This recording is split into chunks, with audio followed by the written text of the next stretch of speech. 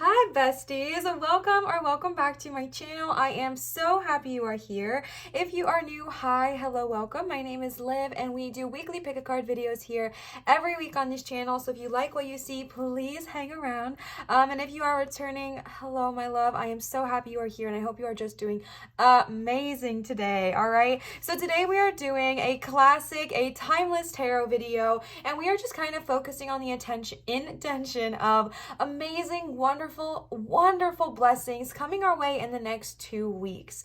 Now, this is timeless, but when I am posting it, the day I am posting it, we're actually 2 weeks away from the new year. We are 2 weeks away from 2022. Why did I just get sick to my stomach? Oh my gosh, that's huge, right? But whenever you are seeing this, this is still meant for you because you're still just tuning in and tapping into the energy of the next 2 weeks. So if you're seeing this in March of 2022, it'll be 2 weeks from when you are watching this video, all right? So for today's video, we have 3 stones laid out for you here today. If you are new to pick a cards or if you would like a refresher, I just want to let you know that you can really pick in any way, shape, or form that resonates with you. You can pick based off of the stones you see here, which I will show you up close and personal. You can pick based off of the pile number 1, 2, or 3. You can go down to the description and see if your lucky number is there next to the pile number, what's it called? Next to the pile number that you pick. So like if pile number 1 is 555, maybe that's a lucky number for you. Or you can listen to the entire reading and pick apart what works for you from each reading and create your own super reading, all right? But one thing I do want to let y'all know is that this is guidance. Whenever I do tarot, whenever I do any kind of reading, actually, I view it as guidance, not end all be all right? So why I'm saying that is because if something does not resonate with you, please just throw it away, all right? Take what you like, keep it, hold on to it, and embody that lovely energy. And if something just does not resonate with you, throw it away. It's okay, all right? No worries at all. Also, the lighting is going in and out right now because it is overcast, so bear with the lighting, okay? But let's go ahead and take a look at the piles up close and personal. Pile number 1 is this beautiful dendritic agate stone. So many of y'all have told me that you see images in the stones, and I just love that. And every time you tell me, then I see them too. So I just think that is so fun. So this is the first, what am I trying to say? This is the front half of the dendritic agate, and then this is the back. This is an area where the sticker was. I don't know why they put a sticker on this stone, but that's okay. This is the back half of it. Pile number 2 is going to be green fluorite. This is one of my favorite stones. It's actually a kind of recent purchase. I got it back in October and I am just so in love with this beautiful heart palm stone. So this is a beautiful choice as well. And then pile number 3, coming in clutch with our carnelian. Carnelian is one of my favorite stones and I absolutely adore it. So this carnelian is very interesting because there actually is a slight hole in the opening. Slight hole in the top here, and you can just see right inside, and it's so absolutely gorgeous. It has all these cracks and quote-unquote imperfections, but it is still so perfect and so intact, and I love this stone so much. So this is going to be pile number 3. So now what we can do is I'm going to give you guys some time with some music to chill out and vibe out. You can call your guides in, you can take a few deep breaths, and really just channeling the energy of what message is meant for me, all right? And if you're having a hard time picking, be gentle on yourself, be easy on yourself, and remember that there is no way of picking wrong, all right? So have fun with it. I'm gonna give you guys some time to chill out, vibe out, and pick your pick your piles, and I will see you cuties for your pile pick.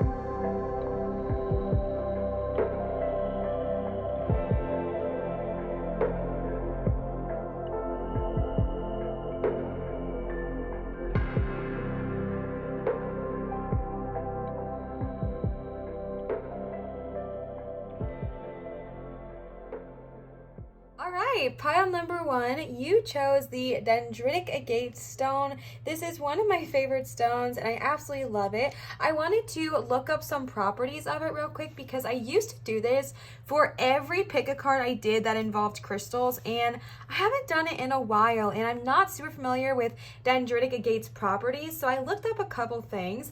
I have my laptop right over here that I'm looking at. The first thing it says is that dendritic agate encourages the acceptance of one's origin and the connection to the natural states of the universe, which is really cool. It is also a stone to help heal the earth and to stimulate peacefulness within the structure of the inner environment. Dendritic agate is beneficial for healing the body and aligning the vertebrae in skeletal disorders. Interesting. It can also treat neuralgia. Why can I not read that? Neuralgia and conditions affecting the nervous system. It can stimulate the the capillaries and veins in the circulatory system. It is also said to bring fullness and abundance to all areas of life. It is known as the stone of plenitude, and it creates a peaceful environment and encourages you to enjoy each moment.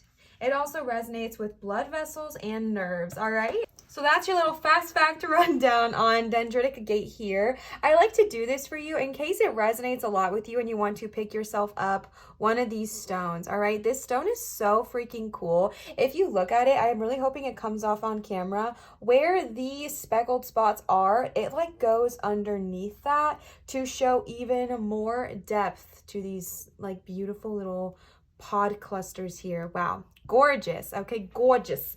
Alrighty. So starting right off the bat for today's reading, we are using a brand new deck. I think I told you that I did a little bit of Black Friday shopping and the only thing I bought was decks. I don't know. It's what I did. It's what I do. And I bought 3 decks and we are using 2 of them today, and one of them I used in my last video if you want to go check that out. But the deck we are using today is called The Soul's Journey by James Van Praagh. I hope I'm pronouncing that correctly, or Prague.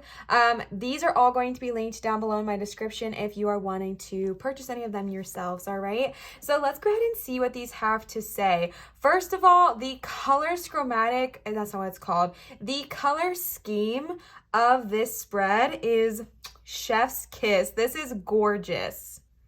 It literally transitions from green to a different color green, red to light purple to dark. It is just phenomenal. It is so all-encompassing. I love it. So starting right off the bat, you got the health card. I will honor the physical vessel oh my gosh, Olivia. I will honor the physical vessel that enshrines my soul. Okay, so I'm getting a message right off the bat. I am going to read these for you because this is my first time ever using these cards. Wow, I'm not even sat in that yet. This is my first time ever using these cards. I've not even done a personal reading for myself. Pile number 1, you are the first taste, okay, of these cards. You get the first taste. My words are all over the place. But right off the bat, I'm getting a message for you, and that is if anyone is dealing with a physical health condition in this moment and you are just hoping, praying, asking and manifesting for ease, or asking and manifesting for it to just kind of heal and release and help itself, and just kind of seeing a brighter side to this health problem or health journey you've gone through, I really do feel like it is looking up and looking brighter, especially with the dendritic agate that talked so much about healing properties, not only, metaphysical, but literally physical healing properties, especially with the skeletal system and the nerves, right? So if you have any kind of injury in that area or any kind of pain in that area, really be open to accepting healing in these next 2 weeks ahead of you, and be open and willing to hear messages from your guides about how to heal, because I don't know that it's going to come in the same exact ways you've been doing so. I feel like there might be a new idea or a new way of thinking that kind of sparks your brain and sparks this energy, and you're like, oh my gosh, that's a wonderful idea. Why have I not thought about that before? Why have I not, tried this before? I feel like it's going to be something like that, where new ideas, second opinions, things of that nature are really going to be highlighted in this next 2 weeks. All right, so I am going to read this for you because, like I said, this is my first time using this deck, and I want to make sure I give you kind of the full experience when reading it for the first time, so bear with me, all right? Your body is your temple, and you are responsible for its care. You have chosen to incarnate in this physical dimension to learn certain lessons, and if you don't maintain the physical vessel that your soul has chosen, then you are sabotaging your own plan. Your health is a vital element for your soul's progress, and you should never take it for granted. Be sensible about nourishment and exercise. You could be a sensitive being who must be conscious of your surroundings because you can easily be drained by people, places, or things. Always make a ritual of protection and cleansing before you work with the client, or just bring your mind back to your heart throughout the day to rejuvenate. This card may signify a desire to assist other beings through physical or emotional healing work. You may be involved in professionally in the medical fields, bodywork, psychiatry, and counseling, or maybe you're just a good listener who possesses sage advice. If you or someone you know inherited a congenital disease, past life work may be of some benefit, okay? So like I said, definitely take what resonates and leave what doesn't. I've talked about this multiple times, but I feel like the word healthy is super,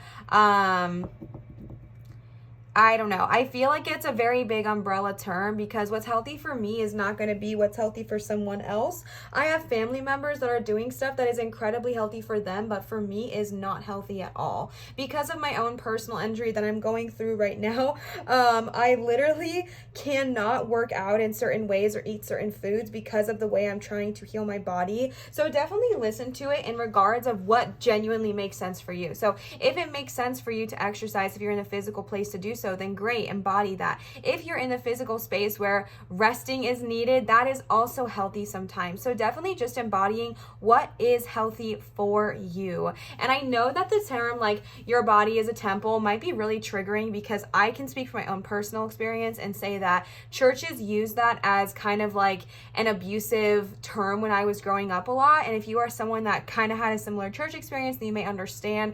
And that term is really triggering to me. Like when they said that, I was like, F that, like that is so annoying because I have so much trauma built around that term. Your body is a temple, like X, Y, and Z. But take the church away from it. Take, the people that, abuse that saying and look at it for what it truly is. Your body is a vessel, right? Like if we really look at the core of it, we are all souls, and this is a meat suit, okay? We're walking around in a meat suit that we have chosen for whatever reason to learn whatever lessons.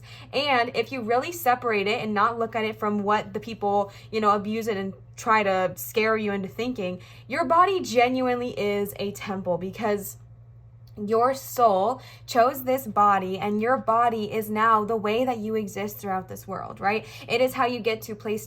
It is what you are stuck with all the time. People may come and go, but you are stuck with your body forever, right? Like you are stuck with your body for this entire lifetime. So you want to treat it with kindness and respect. But again, it's what it looks like for you and to you. If for you, the healthy thing to do is to take a minute off and just rest and relax, then do so. If for you something that is healthy to do is to change your eating habits, then do so. If for you what is healthy for you is to work out multiple times a week, then do that. But it's different for everybody. So definitely don't think that health is just one straight path. I mean, you can think that, but I just personally do not believe that at all. I really think it is about what is healthy for you and reminding yourself that you are deserving to feel good. You deserve to feel strong. You deserve to feel powerful. You deserve to feel confident in this body that you chose to live in. You deserve to heal, my love. You deserve to be strong. You deserve so much greatness in this lifetime. And I just feel the need that I was meant to tell you that. I really just want to ring the point home that you are deserving of feeling healthy. And I think that you're probably like, Liv, of course, I know I deserve to be feeling healthy. But besties, we shit on ourselves so much in this day to day that even if we consciously are like, yeah, I want to be healthy, subconsciously sometimes we just put ourselves in this area where we set ourselves up for failure instead of success for whatever reason. Maybe we're afraid of what people will say if we get healthy. Maybe we're afraid of certain social interactions if we get healthy. Maybe we're afraid of our life changing if we get healthy. Whatever it looks like, but I need you to understand, my love, you do not need to be in pain. You do not need to be in discomfort or dis-ease. You are deserving of ease. You are deserving of comfort in your skin and comfort in your body. And I really do feel like in these next 2 weeks, keep your eyes, your ears, and your mind and heart open to new ways of thinking about how to heal and new ways of thinking in the progression of your healing journey. All right. The next card you got is humor. I choose to focus on the lighter side of life. And there is a cute Buddha with a Buddha belly here as well. Humor. I choose to focus on the lighter side of life. All right. There are definitely parts of your life that require your serious attention, but you have to learn to have fun.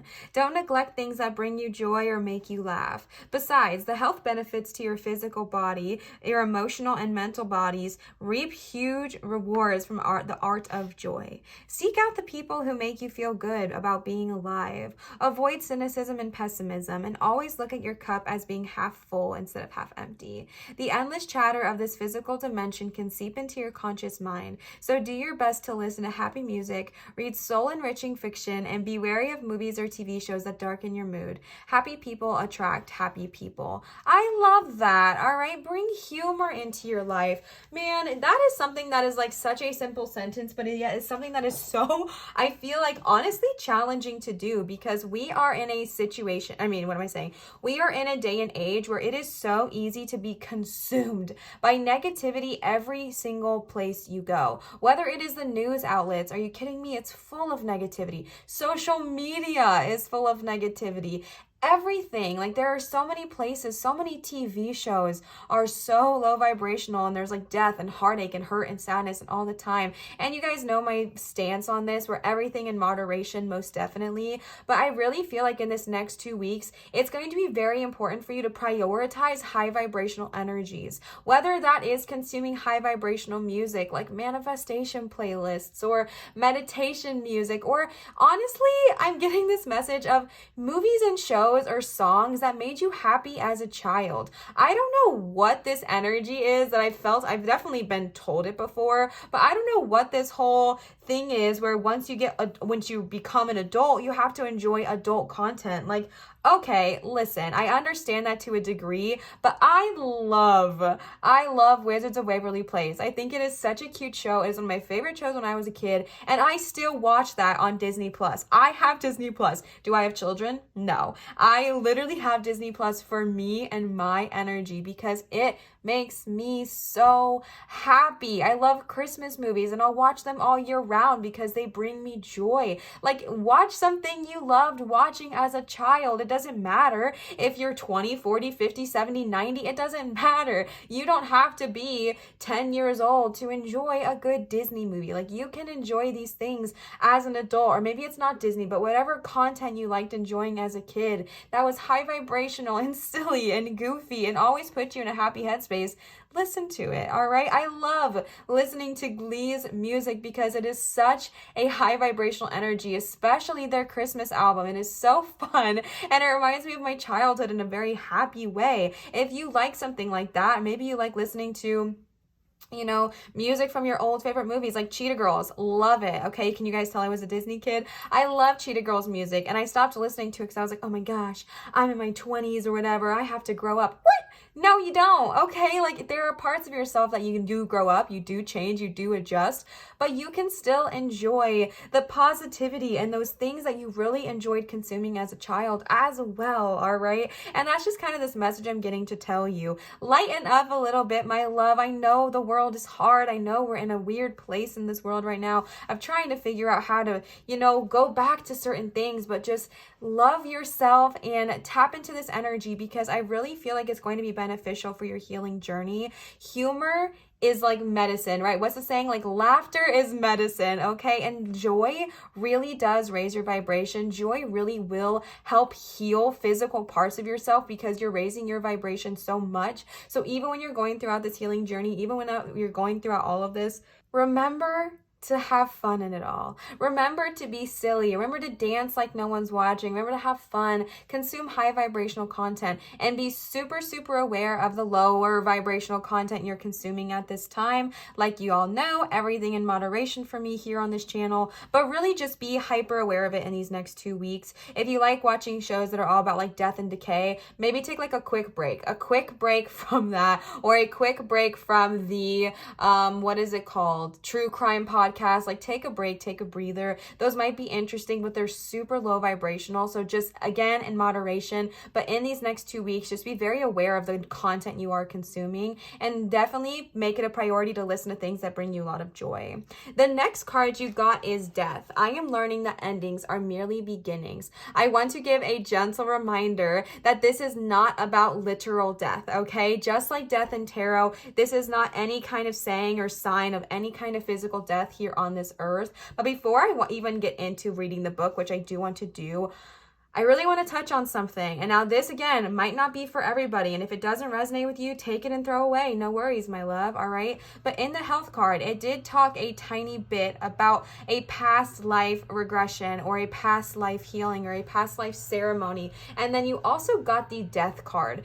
Now, you might be someone who, I'm very similar in this way, where your injury might, or your health condition might be something of like a karmic cycle from a past life. And if you have any interest in past life regression or learning about past lives or anything like that, I really encourage you to kind of consume more knowledge about that in these next 2 weeks. 2 books that I really, really like so far that have helped me a lot learn about this topic and kind of educate myself about what I was called to is Many Lives, Many Masters and Journey of the Souls. I will actually link both of them in my description for you, so you don't even have to search it. You can just click the description. If you are interested in learning about it, I would recommend Many Lives, Many Masters first, and then Journey of the Souls later, because Journey of the Souls is just like all case studies about past life regressions. But I just wanted to say that because you got 2 cards kind of talking about that, or at least my perspective of what I received.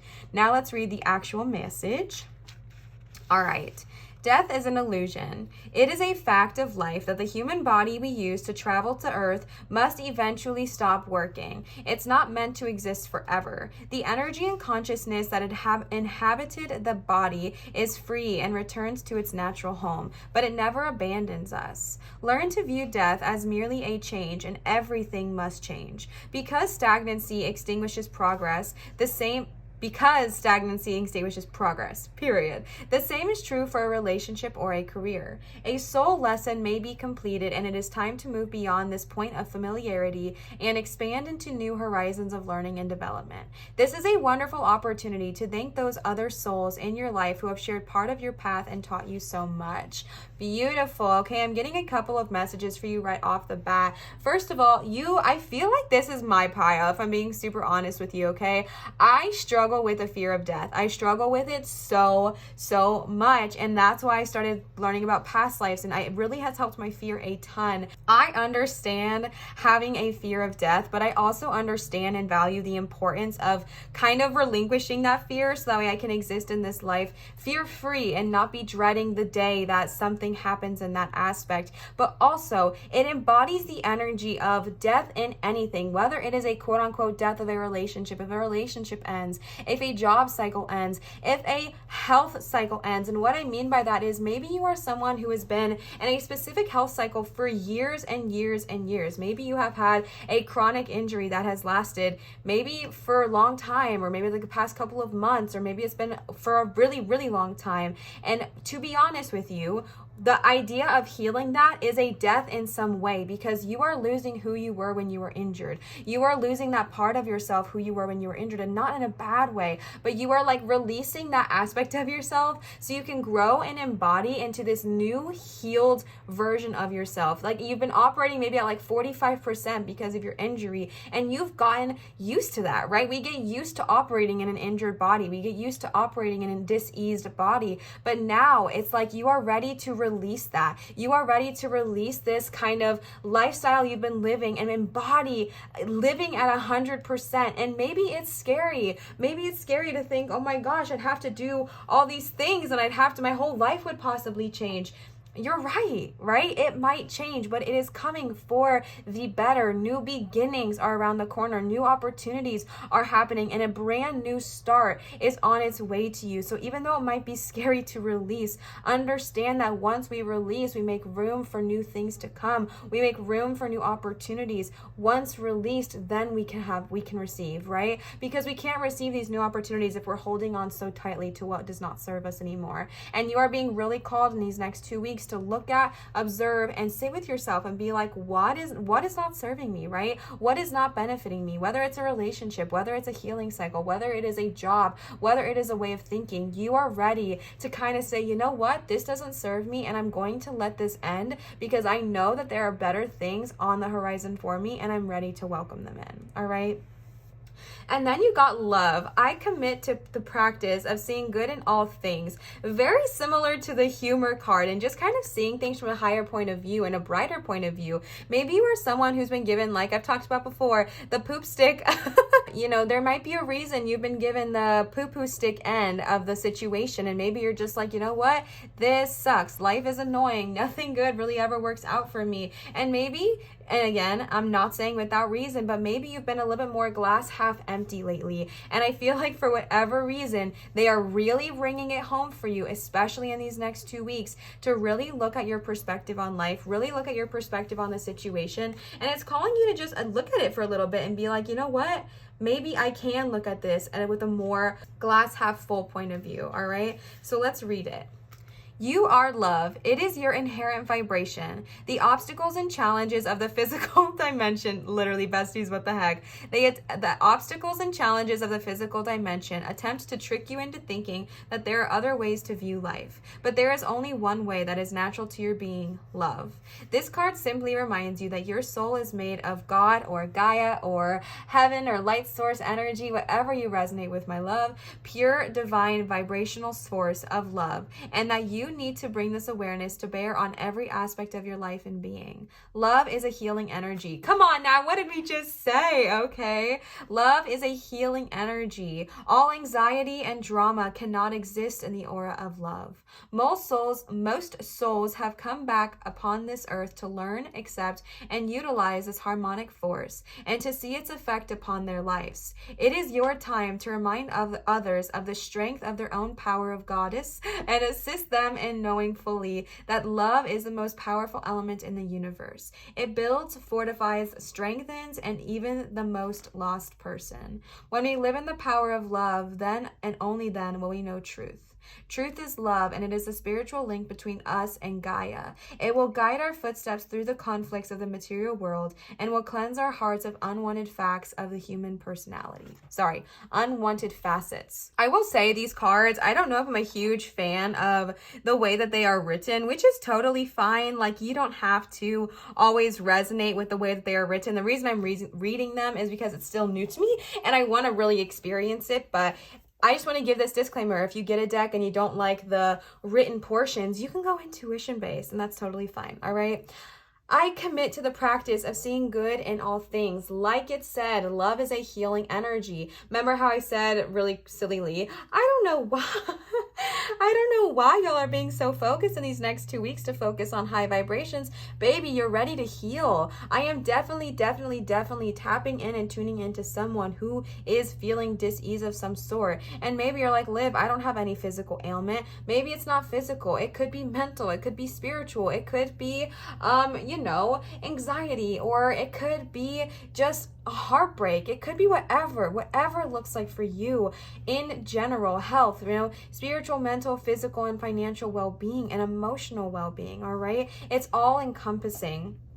And for whatever, I don't know why I keep saying that. And for the next 2 weeks, it is so important for you to focus on high vibrational things. And I will tell you why, all right? If you are watching this when it is going live, it is a full moon, okay? It is the night before the full moon when this is going live, which is all about releasing and letting go of what does not serve us.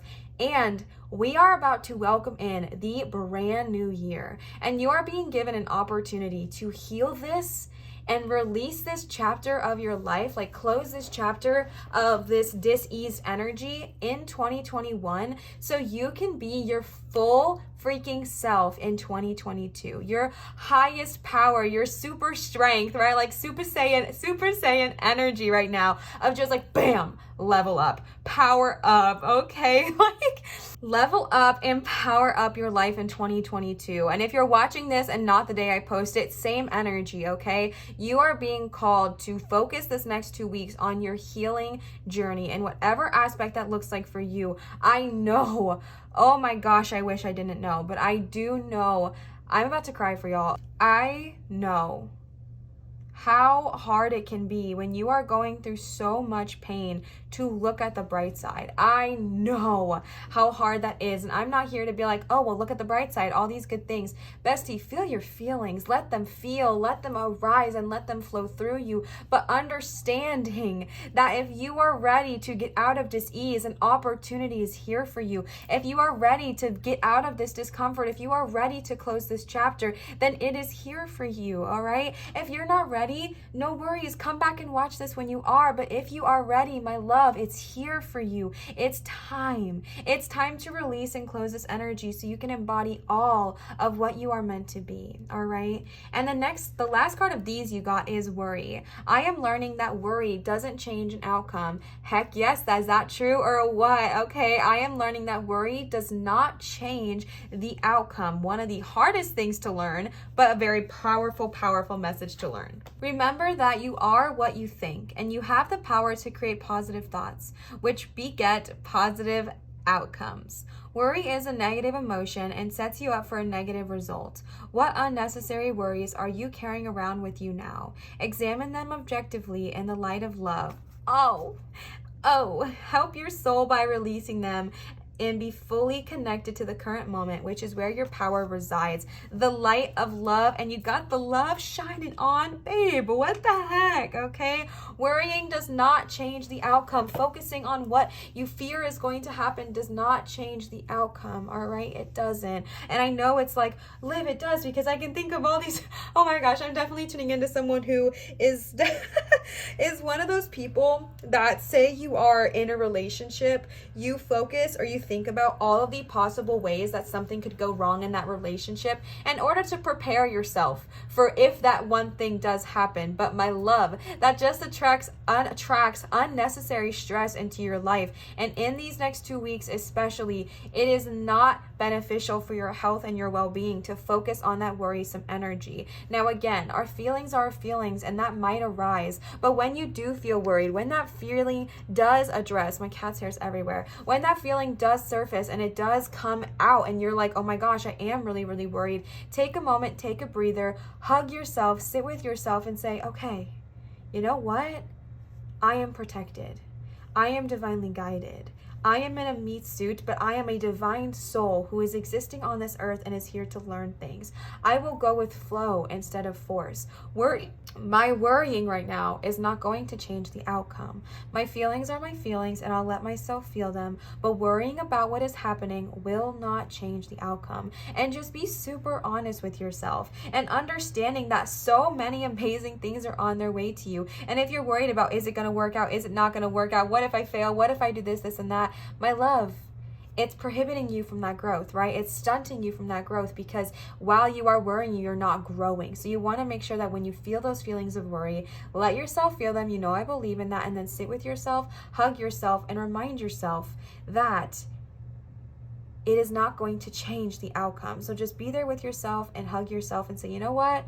I'll do this in love. I'll look at my worries with a sense of love with myself and not of judgment, not of, oh my gosh, that's so dumb. Why would I worry about that? But instead of like, I love you, saying this to yourself, okay? I love you. I care about you. What are you worried about? And let's look at it for exactly what it is, because a lot of times our worries are unfounded, right? Like, I'll speak for me personally. I'm that kind of person that creates anxiety about anxiety that I don't even have, right? Like, I will stress about a situation that I don't know anything about. I'll give you an example. I had an appointment for the doctors this week. I just went to the doctor today, and for the last 2 weeks, I have been creating anxiety about about what she was going to say about one specific thing that I needed to tell her, I created a world of anxiety, and I was worrying and I was worrying and I was worrying and I was worrying. Did she care? No. Did she have a negative thing to say to me? No. Was she upset at me? No. But I thought about this and I worried about it because I'm human, all right? Well, I'm a spiritual being living in a human body, but you know what I'm saying.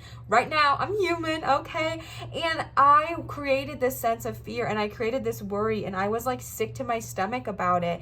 And then it was nothing. It was nothing. So sit with yourself and be like, okay, you know what? If it happens, it happens, but release that worry and understand that you are in a stage, especially in these next 2 weeks, of healing and growth. And it is so important in these next 2 weeks to focus on that glass half full kind of energy, all right?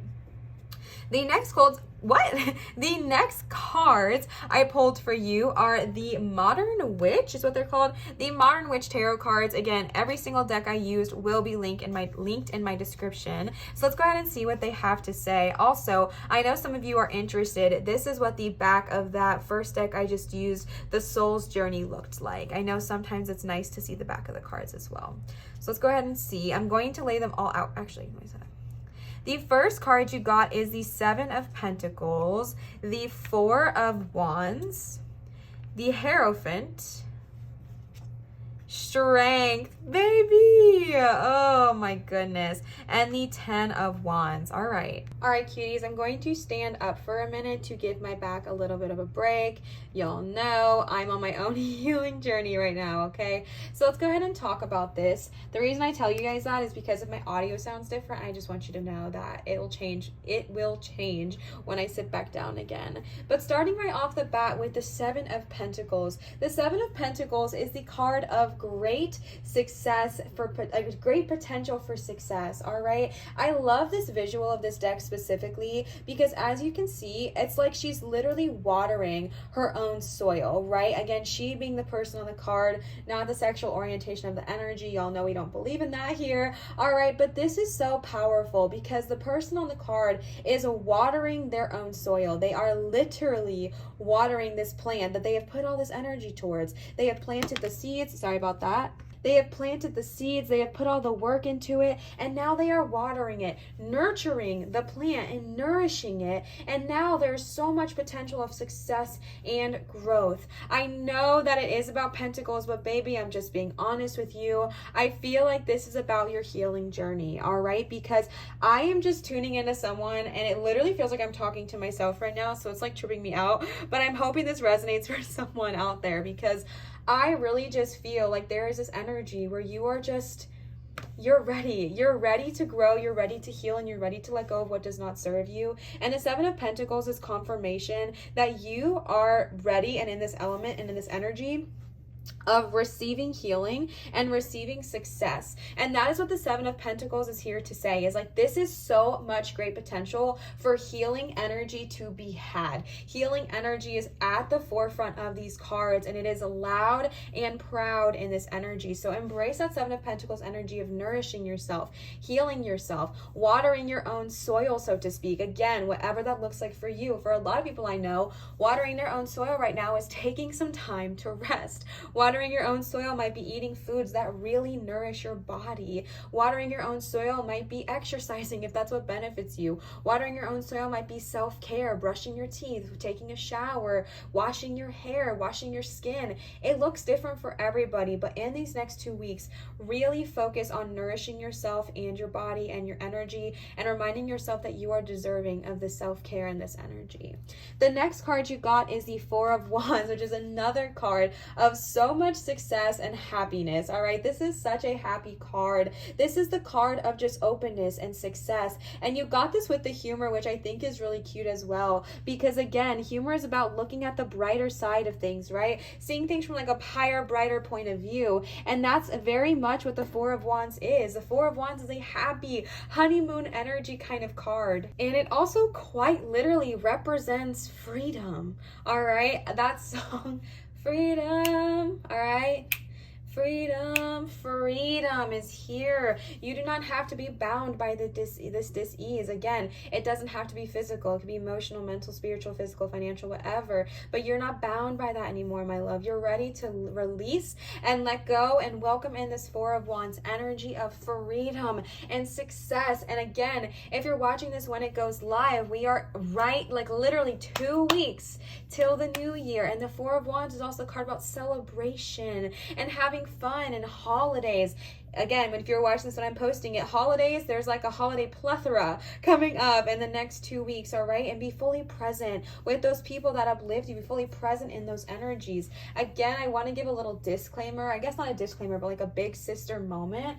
If you're someone who has to spend time around family that does not serve you this holiday season, please protect yourself, protect your energy, and make sure that if you don't have a choice, like if you're still living at home or whatever it looks like for you, if you don't have a choice around who you have to spend time around, definitely protect yourself and also prioritize also spending time with those who do uplift you. And just another reminder on this right now, or something from Big Sister moment, just remember that if you have a family member that's going to make a comment about your health or your body or your job or your relationship status, just remember that nothing that they say has anything to do with you, all right? It is simply a reflection of them and what they are going through, and it's just being projected onto you. I don't know why I felt the need to give that, but I did, okay? I did. And then you got the Hierophant, my love, a major popping in here. The fact that you got this with the Death card, and we were talking a lot about like past life regression and learning about death and understand that death is not to be feared, but just a cycle of life. With the Hierophant here, this is confirmation that you are being called to learn about the cycle of life and death. If you were called to any of those books I mentioned, or the idea of past life regressions, or just learning about past lives in general, definitely listen to that intuition, my love, because the Hierophant is all about learning and schooling and listening to that energy. And if you have the desire to learn more, so that way you're not afraid of death, and you're not afraid of things ending, and you're not afraid of closure, and you're not afraid of those things, spend some time in the next 2 weeks learning about those things, consuming knowledge, good of all, harm to none, consuming knowledge about the cycles and rebirth and all of those good things, and how even plants, some things have to die so that new flowers can bloom. You know what I'm saying? So just kind of consuming knowledge that really helps you kind of release the fear around death and that energy. But also with the Hierophant, if you are called in the next 2 weeks at all to learn about healing in different ways, whether it is spiritually, whether it's metaphysically, whether it's this idea to get a second opinion about what is going on with you, whatever it looks like, trust your intuition and really listen to that in the next 2 weeks, because for some reason I get this feeling that your spirits and your guides are going to want to be talking to you about this healing journey, and that they're going to want to kind of communicate to you and give you new ideas or new things that you can do to help your healing journey. So definitely be receptive to that. And if you get this idea to learn something new that you're like, what? I don't know about that, just dibble dabble, all right? Just read a book about it or watch a video or whatever it looks like. But obviously y'all know the tea, okay? Good of all, harm to none. You know, we promote that here, but the good of all, harm to none, just kind of consuming knowledge that might help you in your healing journey. The next card you got is Strength, and I love this card because this is Archangel Ariel's calling card. If you are familiar with me and my channel, you would know that me and Archangel Ariel are besties. I adore her. And I love her little lion because it always reminds me of my little Leo as well. Strength is such a powerful card. Oh, speaking of the mister, this is Leo, okay? This is my Leo. Get comfortable, homie.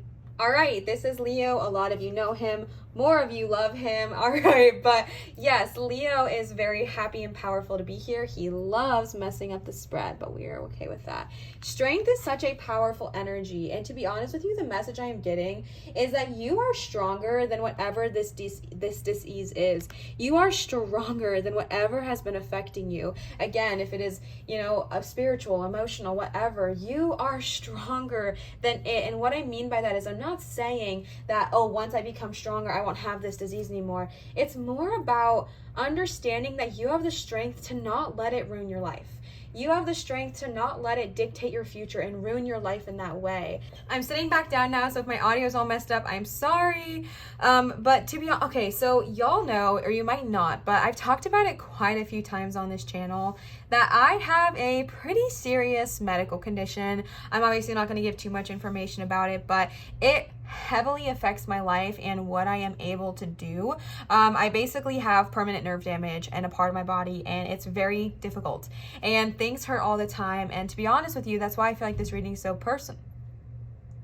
This reading's so personal for me is because I do let my injury dictate my life. I truly, truly, truly do. I'll be like, oh, I can't do X, Y, and Z because of my injury. And to a point, to a fact, that is true. But there's also an emotional level, and this power I give, the power I give to my energy. And strength is saying, take that back. You may have a dis-ease. You may have something in your life that is causing you physical, emotional, mental, spiritual, financial pain, whatever. But remember that you are a freaking powerhouse. You are so strong, and maybe you can't heal this dis-ease. Maybe it's not something that can just magically go away. It's different for everybody. But what you can do is change the energy you have around it. And you got it with the love card. Why am I going to cry?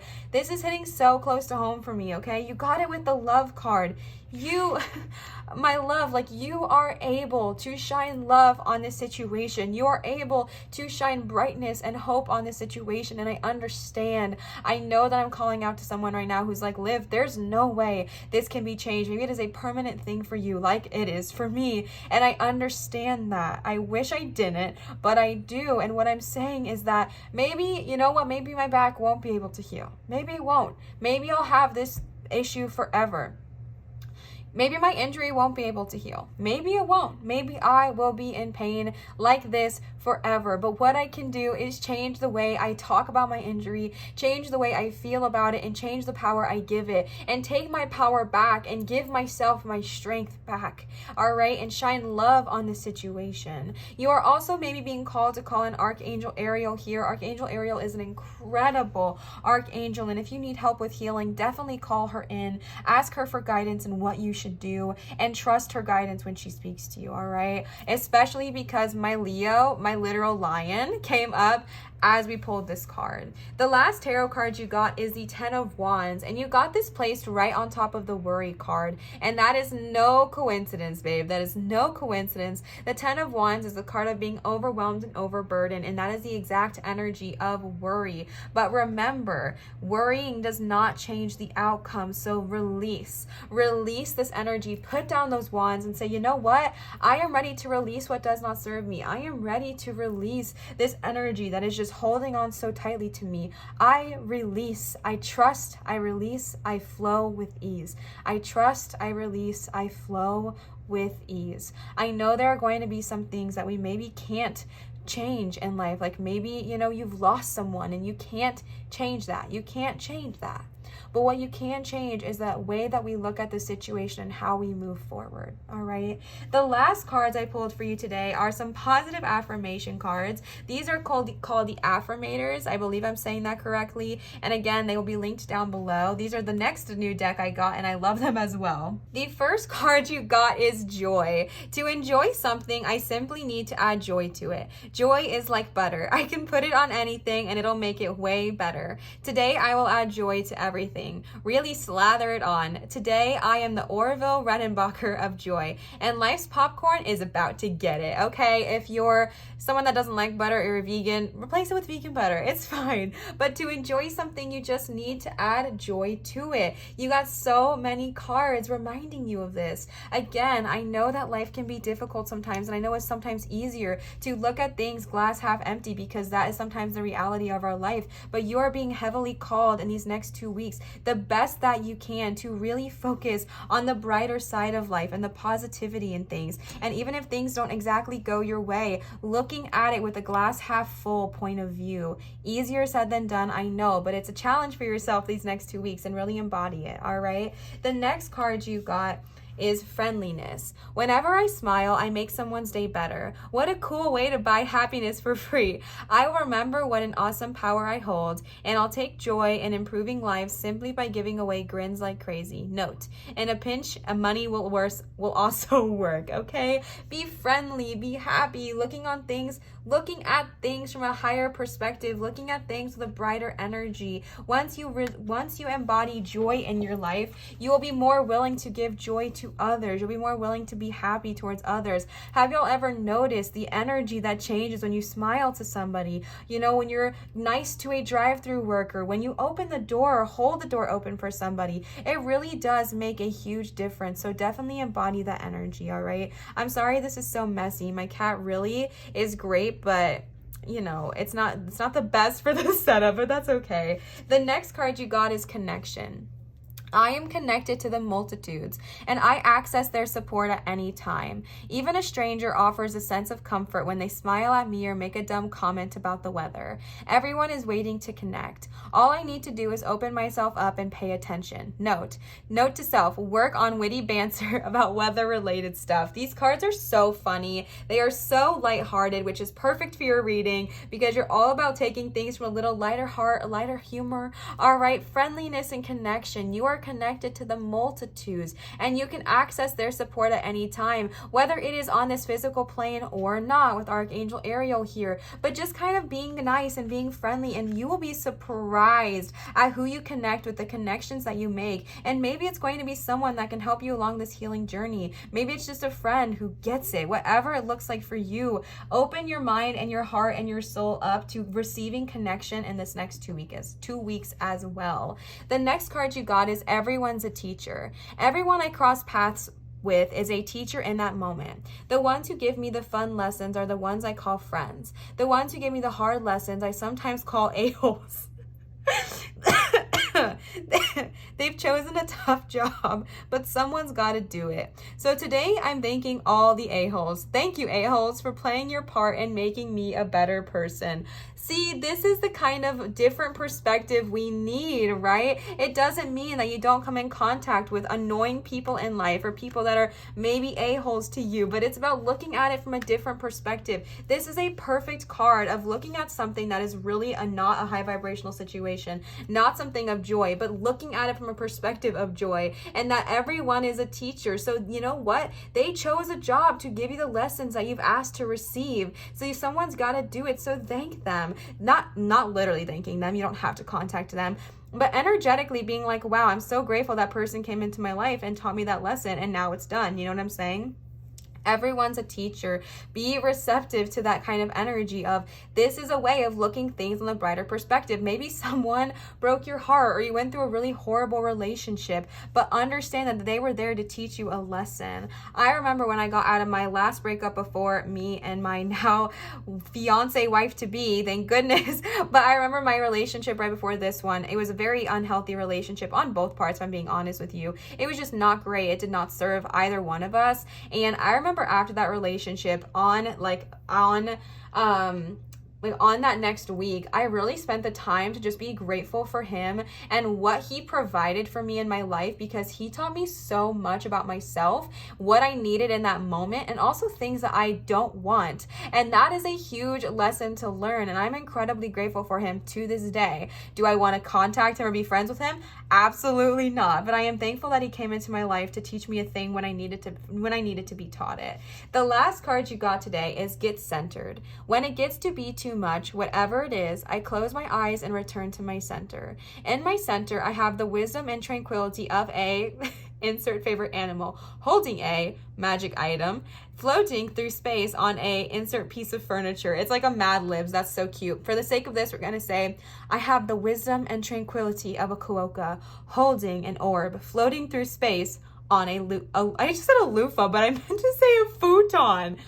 You know what? Just go with loofah. Whatever works for you, okay? Get centered. Whenever it is, I close my eyes and return to my center. Get grounded, my love. If you get worried, if you get anxious here with this 10 of Wands and this worried energy, get centered, get grounded. Whether it's through meditation or whether it's through a visual of you know, being your favorite animal, holding a magical item, and floating through space on your favorite piece of furniture, whatever it looks like. Just get centered and get grounded when you get into this overwhelmed, anxious energy. Let's be honest, we all have it sometimes, especially in the holiday season.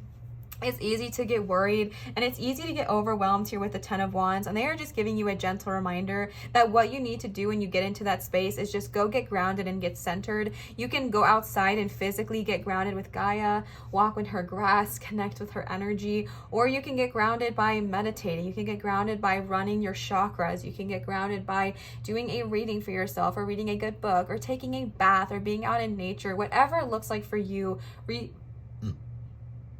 rejuvenate your energy and get grounded when you get into this worried energy. All right. And as a reminder, worrying doesn't change it. So just get grounded, release, drop those wands and say, okay, I need to get centered, and then spend some time with yourself. All right. Pile number 1, I hope this resonated with you. Again, you chose the dendritic agate stone here. I really hope this resonated. I hope this vibed with you. I really feel like these next 2 weeks are going to be incredibly powerful for you. So welcome them with open arms, all right? I am sending you so much love and so much joy and so much light.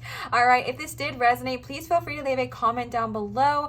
1, I love interacting with you. It is so much fun. I really do feel like we're besties. And 2, commenting, subscribing, giving a thumbs up, and turning on your notification bells help my channel grow tremendously. And if that is something that you are wanting to see or participate in, those are some really easy ways to do so. All right. I want to give a reminder that I do accept tips and donations via PayPal or Zoom, which are always in my description, but I will type them on the screen here for you as well. For some reason, my PayPal is acting weird, so if you would like to leave me a tip or donation through PayPal, just click the link in my description. It'll take you right to it. Again, tips and donations are never required nor an expectation, but they just help me out tremendously and provide me a way that I can keep doing this full time, and it's just super helpful and super appreciated, but never required nor an expectation. All right, I'm just so grateful to those of you who have tipped and donated. Thank you so much. And I wanted to give you another reminder that I do accept private tarot readings done via Zoom at www.marinatarot.com. This is the one and only place to do private tarot readings with me, so if you are interested, definitely check it out. I love you so much. I hope this resonated and got you excited for the next 2 weeks. Always remember to show others love, show your light and shine so bright, and I will see you cuties for my next video. Bye! All right, pile number 2, you chose the gorgeous green fluorite heart, which I am just in love with. I do not own any green fluorite besides this one, and honestly, I feel like I need more of it because its energy is just so wonderful. So wonderful. So one thing I want to do for you real quick is read a few properties about green fluorite, and by no way, shape, or form am I saying that these are the only things green fluorite has to offer, but just some of the more common metaphysical healing properties of green fluorite. All right, so green fluorite is really well known for clearing out any negative energies from an environment. So it's great to have in your room, your home, your office, your workspace to just clear out any negative energies. Green fluorite is known as the genius stone as it boosts the absorption of new information. It is also connected to the heart chakra, which makes sense for the color green, and is known to harmonize the heart with the mind and aids the release of emotional trauma. It helps bring a sense of order to the chaos of life. We all need that. And it helps sparks creativity and improve new ideas. I mean, inspire new ideas. Man, I cannot read. All right, so that's a little bit about green fluorite for you real quick. All right, so the first deck we are using today is a new deck for me. This is actually the first time I've used it. It was in pile 1's pile, my first time ever. And it is the Journey, or the Soul's Journey. This is the back of it. I know some of y'all really like to see the back of the cards as well. And it is called the Soul's Journey by James Van Praagh, or James Van Praagh. I don't know if I'm pronouncing that correctly. All of the decks I used today will be linked in my description, so definitely check that out if you're interested. I am going to be reading all of the cards today since it is was my first time using them to give you the full experience.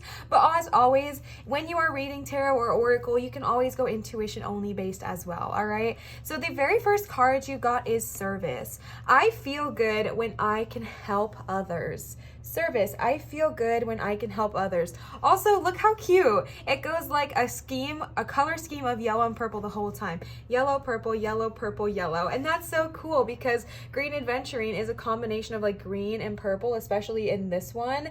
And all the, like, they have green and they have purple and they have purple and green and purple and green and purple. I don't know. I think that's really cute and it is a beautiful pattern. So let's go ahead and see what service says. One of the most evolved gifts that a soul possesses is giving of itself. There is a reason why it feels so good to give. It is because your soul resonates with that vibration. Look around and see where and how you can serve another.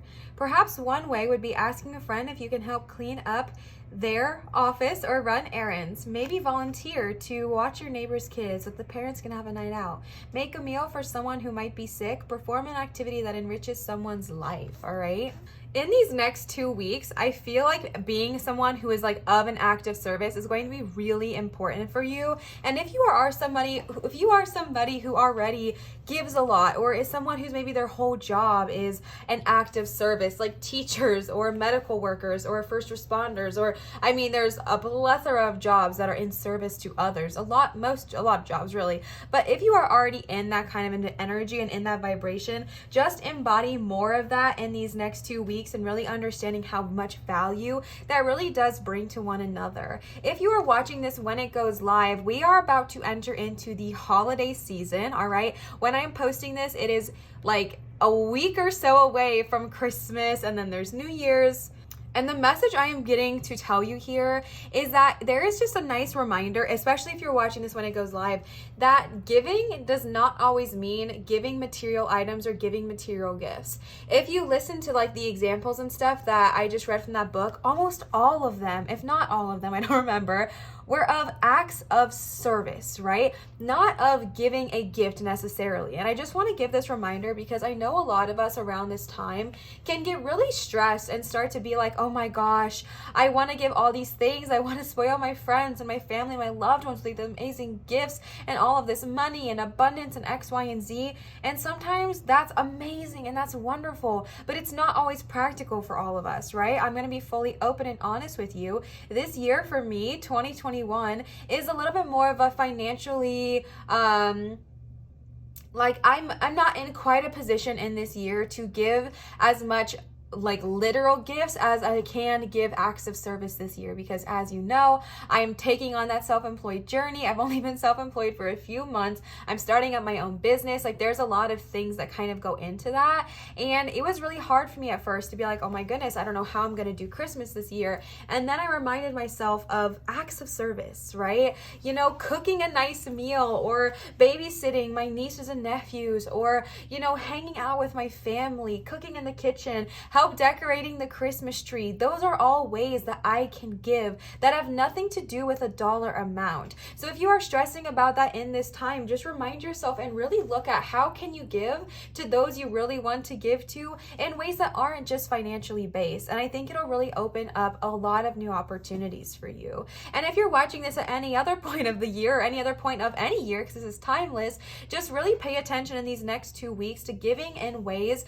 that are just really high vibrational for you and really benefit others. And it doesn't have to be drastic, in my opinion. An act of service is holding the door open for someone when they're walking out. You know what I'm saying? That raises your vibration and it raises others. An act of service could be volunteering at a local shelter, or volunteering in a way that kind of raises your vibration as well as others. Or maybe it is going and picking up trash in your neighborhood if there's a lot of trash on the ground. Like whatever it looks like, there are so many ways to be of service, and really giving does truly raise your vibration. So they're really wanting you to tap into this energy in the next 2 weeks, all right? But again, if you're already in a situation where you're giving and giving and giving a lot, just kind of step back for a moment and make sure you're doing it from the heart heart center. And because I know that sometimes we can give, and honestly, a lot of us, I won't speak for you, but me specifically, I know that I had to work on giving from my heart center, because sometimes I would give and expect something in return, right? Like, okay, I'll do this thing for you, but then you owe me one. And that's not what this card is about. This card is, I'm doing this thing for you because I love you and I want to raise your vibration. I want to, provide this thing for you, whatever it looks like, even if it's just cleaning up, even if it's just doing the dishes, even if it's just cooking a meal. And I'm not saying even if it's just, because those are all amazing things, but I'm just saying that because I'm tuning into someone who's like, oh my God, I'm already doing this and I have to do more. Just take a step back, take a breather, and look at how you are already giving to those around you, and how you could maybe just give more of your love and more of your kindness and more of your energy in that aspect. All right. But in general, in these next 2 weeks, just really tap into the energy of service and of giving to those around you. And again, it doesn't mean financially, okay? Now, if you are in a place or a privileged position to give financially to those around you, more power to you. I love that for you, and that is just so wonderful. But if you're not, definitely don't stress yourself out and think it has anything to do with just finances, all right? The next card you got is the purple energy. I can release my need to control, surrender. I can release my need to control. These cards are beautiful, aren't they? Oh my goodness. I'm just so excited because I haven't really used these yet. Oh my gosh. Talk about synchronicities, SSSPP. You only got words that started with the letter S or the letter P. What? Wow, that's beautiful. Wow, that's so cool. Maybe you guys don't think that's cool, but I think that is so awesome. Okay, let's see. Surrender. Every soul has its own path, and it is not our job to dictate it.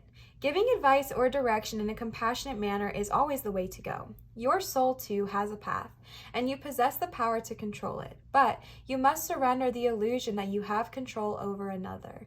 Remember that this is a process, and from time to time, your ego will rise up and demand that things be the way they should be, quote unquote.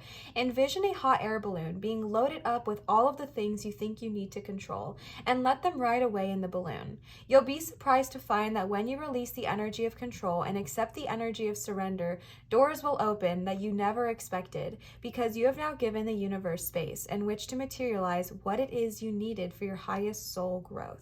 That is so powerful. Honestly, it is so hard to release and surrender.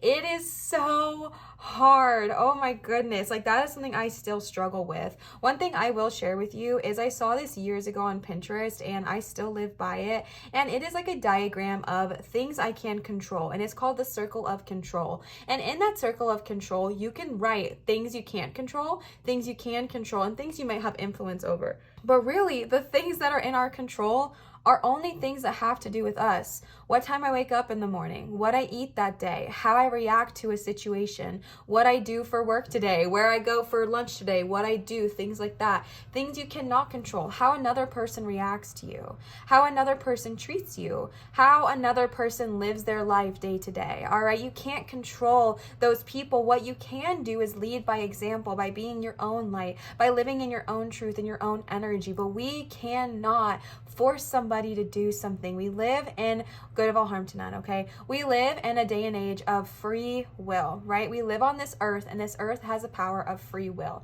I know sometimes it would just be so much easier to just take your loved one by the shoulders and be like, it's so simple. How can you not see that this is not serving you? But it doesn't help, because they have to learn it on their own path. They have to go at this at their own rate and their own speed, and they have to learn it for themselves. And the more you push, the more you pry, and the more you try to control them, at least from my own personal experience, the more you end up pushing them away. So it really is so helpful to just surrender, release control, and understanding that they are on their life path that they are meant to be on. And the one way that you can truly, truly help them is by leading by example and healing the energies that you want to heal in your own life. And when they see you healing yours, it'll inspire them to heal theirs as well, all right?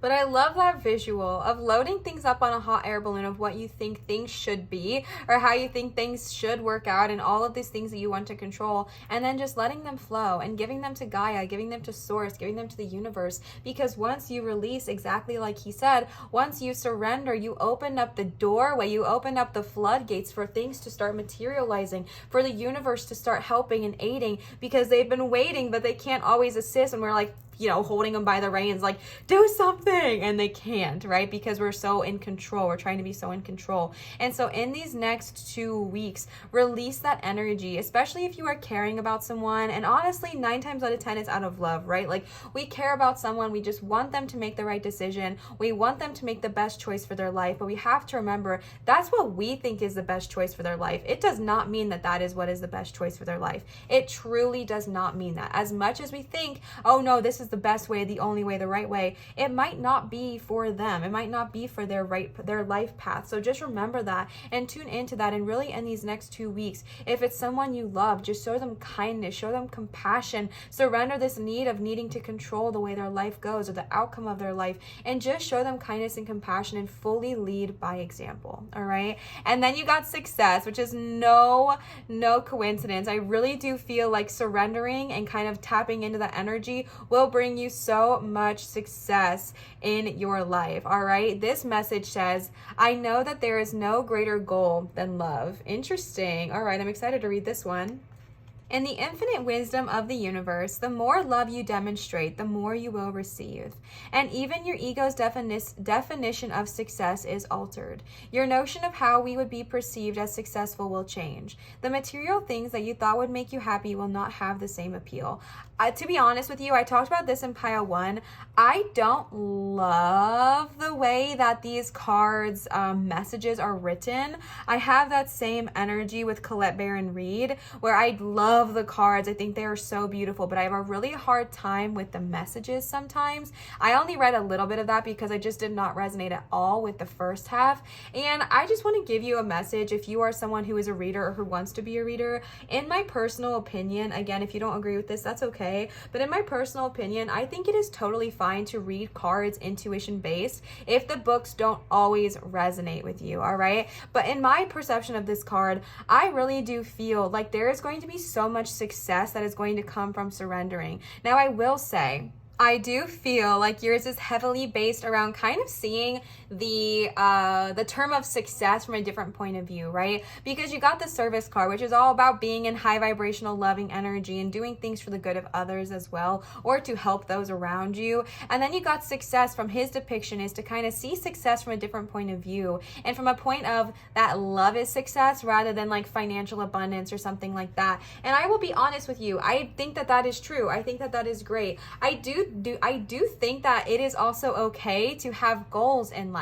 And if you want to reach a certain milestone in life, that is totally okay as well. But what it is really talking about here, in my personal belief and opinion, is that success is so much deeper, right? Because success looks different to everybody. Everybody's perception of success is different. But at the core of who you are, it's that feeling. It's that feeling of, I've done it, I did it, and I'm proud of myself. And that all comes back to love, right? It all comes back to a love for yourself or a love for others. So I really feel like y'all's energy around success, especially in this next 2 weeks, is to kind of flip your script a little bit and just see things from a different perspective and see, okay, if I did get this milestone marker, maybe it is to, I'll share mine with y'all. Okay, maybe it's to reach 100K. That's one of my things on YouTube.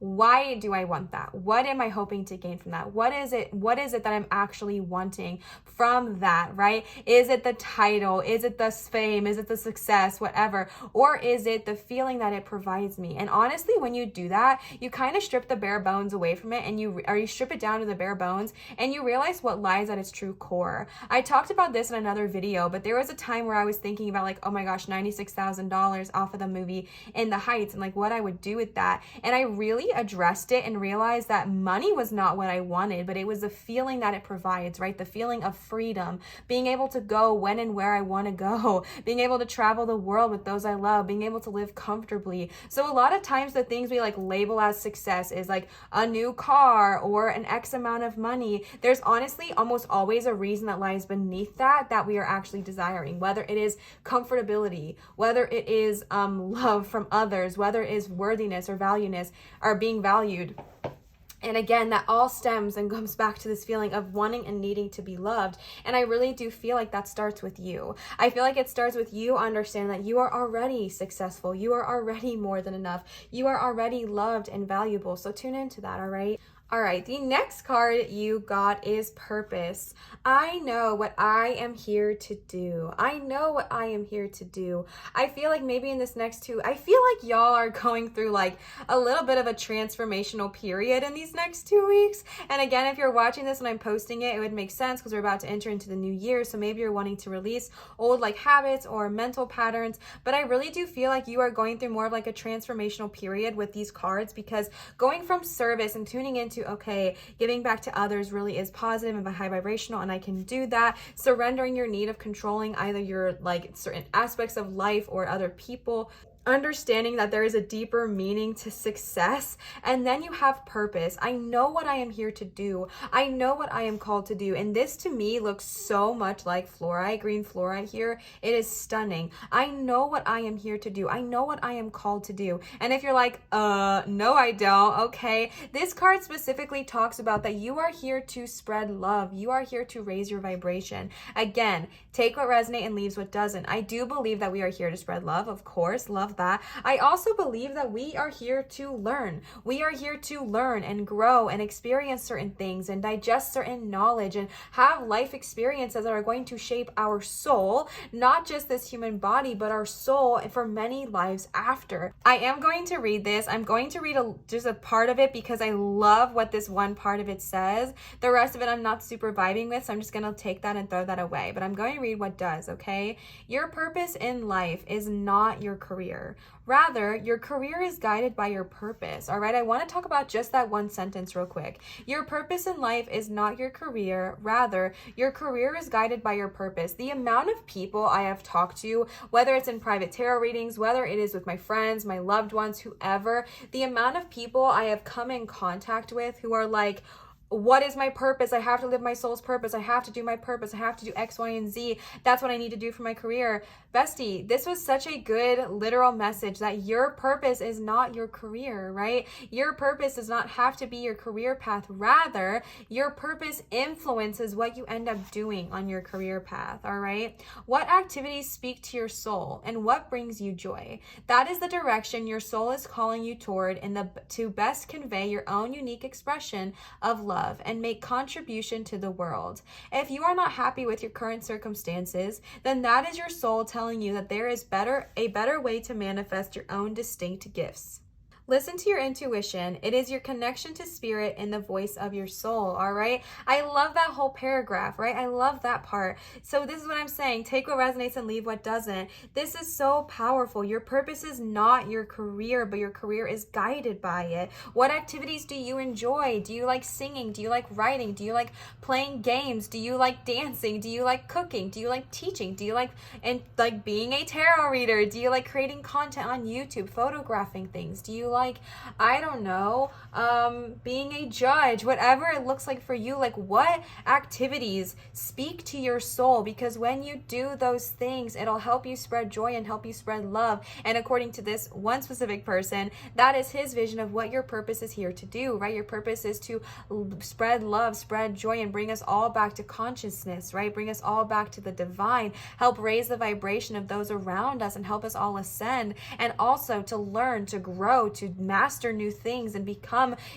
people who have just learned so much in this lifetime. But you find that by doing what makes your soul happy for the good of all and harm to none. What makes your soul happy? What makes your soul happy? And then do more of that thing and follow that energy. And these next 2 weeks, really, really, really prioritize spending time on things that light you up in the good way, good of all harm to none. Spend time on things that really light you up and get you excited about about what you want to do in life. You know, if you are someone who just absolutely loves playing games, really spend time in that energy and just bringing joy. It doesn't have to be your career, but it could be a way that you are bringing joy and love into this world. If you are someone who loves to cook, spend more time doing that in these next 2 weeks. Just spend more time in these next 2 weeks really focusing on what it is you love to do. And when you spend your time doing what it is you love, that will start to influence your career path. But remember, your purpose is not your career, but it influences what your career will be. All right. The last card of these you got is patience. I accept that everything happens in divine order. Patience. I accept that everything happens in divine order. Earth has become a place of instant gratification. You must focus on the maxim. It's not about the destination, it's about the journey. This card has come to you because you need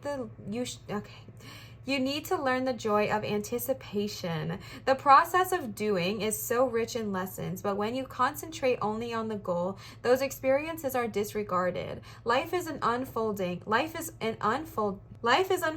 and the more patience you practice, the more you will let the universal energy celebrate itself through you and bring the experiences and situation that your soul requires. You need to learn that there is a rhythm to everything in the universe, and the more you are living with patience, the more aware you are of the lessons your soul is studying. You are on a path. There are signposts. If you're speeding down the path, you will miss the little miracles and treasures that have been placed there. That is a great message, okay? See, I love that card. That is beautiful. I accept that everything happens in divine order. I do agree that we definitely live in a day and age where it is really easy to get caught up in instant gratification. I am a product of that myself. All right, we have Amazon Prime, we have like streaming platforms, anything you want, you can get it really, really quickly. Even if it's groceries, you can even get those delivered. Like, we definitely do have more instant gratification than we had even like 10 years ago, or even when I was a child growing up. Those things did not exist. If you wanted a movie, y'all know the tea, you go to Blockbuster, right? You have to drive, you have to go do those things. It's not as easy as just turning on, the TV and finding the exact movie that you want to watch. So we definitely I do agree to that in a portion of it. I do think there is beauty to that as well, but I definitely do see what he's saying there. And I love the fact that it talks about enjoying the anticipation. I read a book a while ago that talked about the joy of anticipation, like on Christmas morning, when you see your presents wrapped under the tree. You've been seeing them there for months and months and months, and it's just so exciting. You know that something is there and it's wrapped under the tree for you, and you're just like, oh my gosh, what is it? It's exciting. Or your birthday, if you don't celebrate Christmas, or whatever holiday that maybe you do receive a gift, it's like there's this joy of, oh my goodness, what is it? What is it? What is it? But you know how sometimes the joy of anticipation almost outweighs the joy of like the opening, because that's the end goal, right? We see it, we have it, and we're like, oh my gosh, yay. But then it's like you open the present and you're like, okay, and now you have it, and it's wonderful. But sometimes that joy of anticipating is even better sometimes, you know what I'm saying? So get back into that energy of anticipating. I can definitely say for myself, I am someone who I can almost get so lost in the sauce about what my current goal is, that even when I reach amazing milestones, even when driving past those signs, like they said on the highway, I am so focused on where I'm going that I miss them. For example, as you know, I want to grow here on YouTube, right? I don't know if you know that, but I would like to grow here on YouTube, and I'm like, oh my gosh, I have this goal of where I want to be and my subscriber mark I want to meet, and sometimes I reach a huge milestone. Like for me, reaching 5K subscribers, which might seem so small to some of you, was like massive to me. I've been manifesting that for years. And there was a part of me that wanted to skip right past it and just be like, whatever, it's not that big of a deal, okay?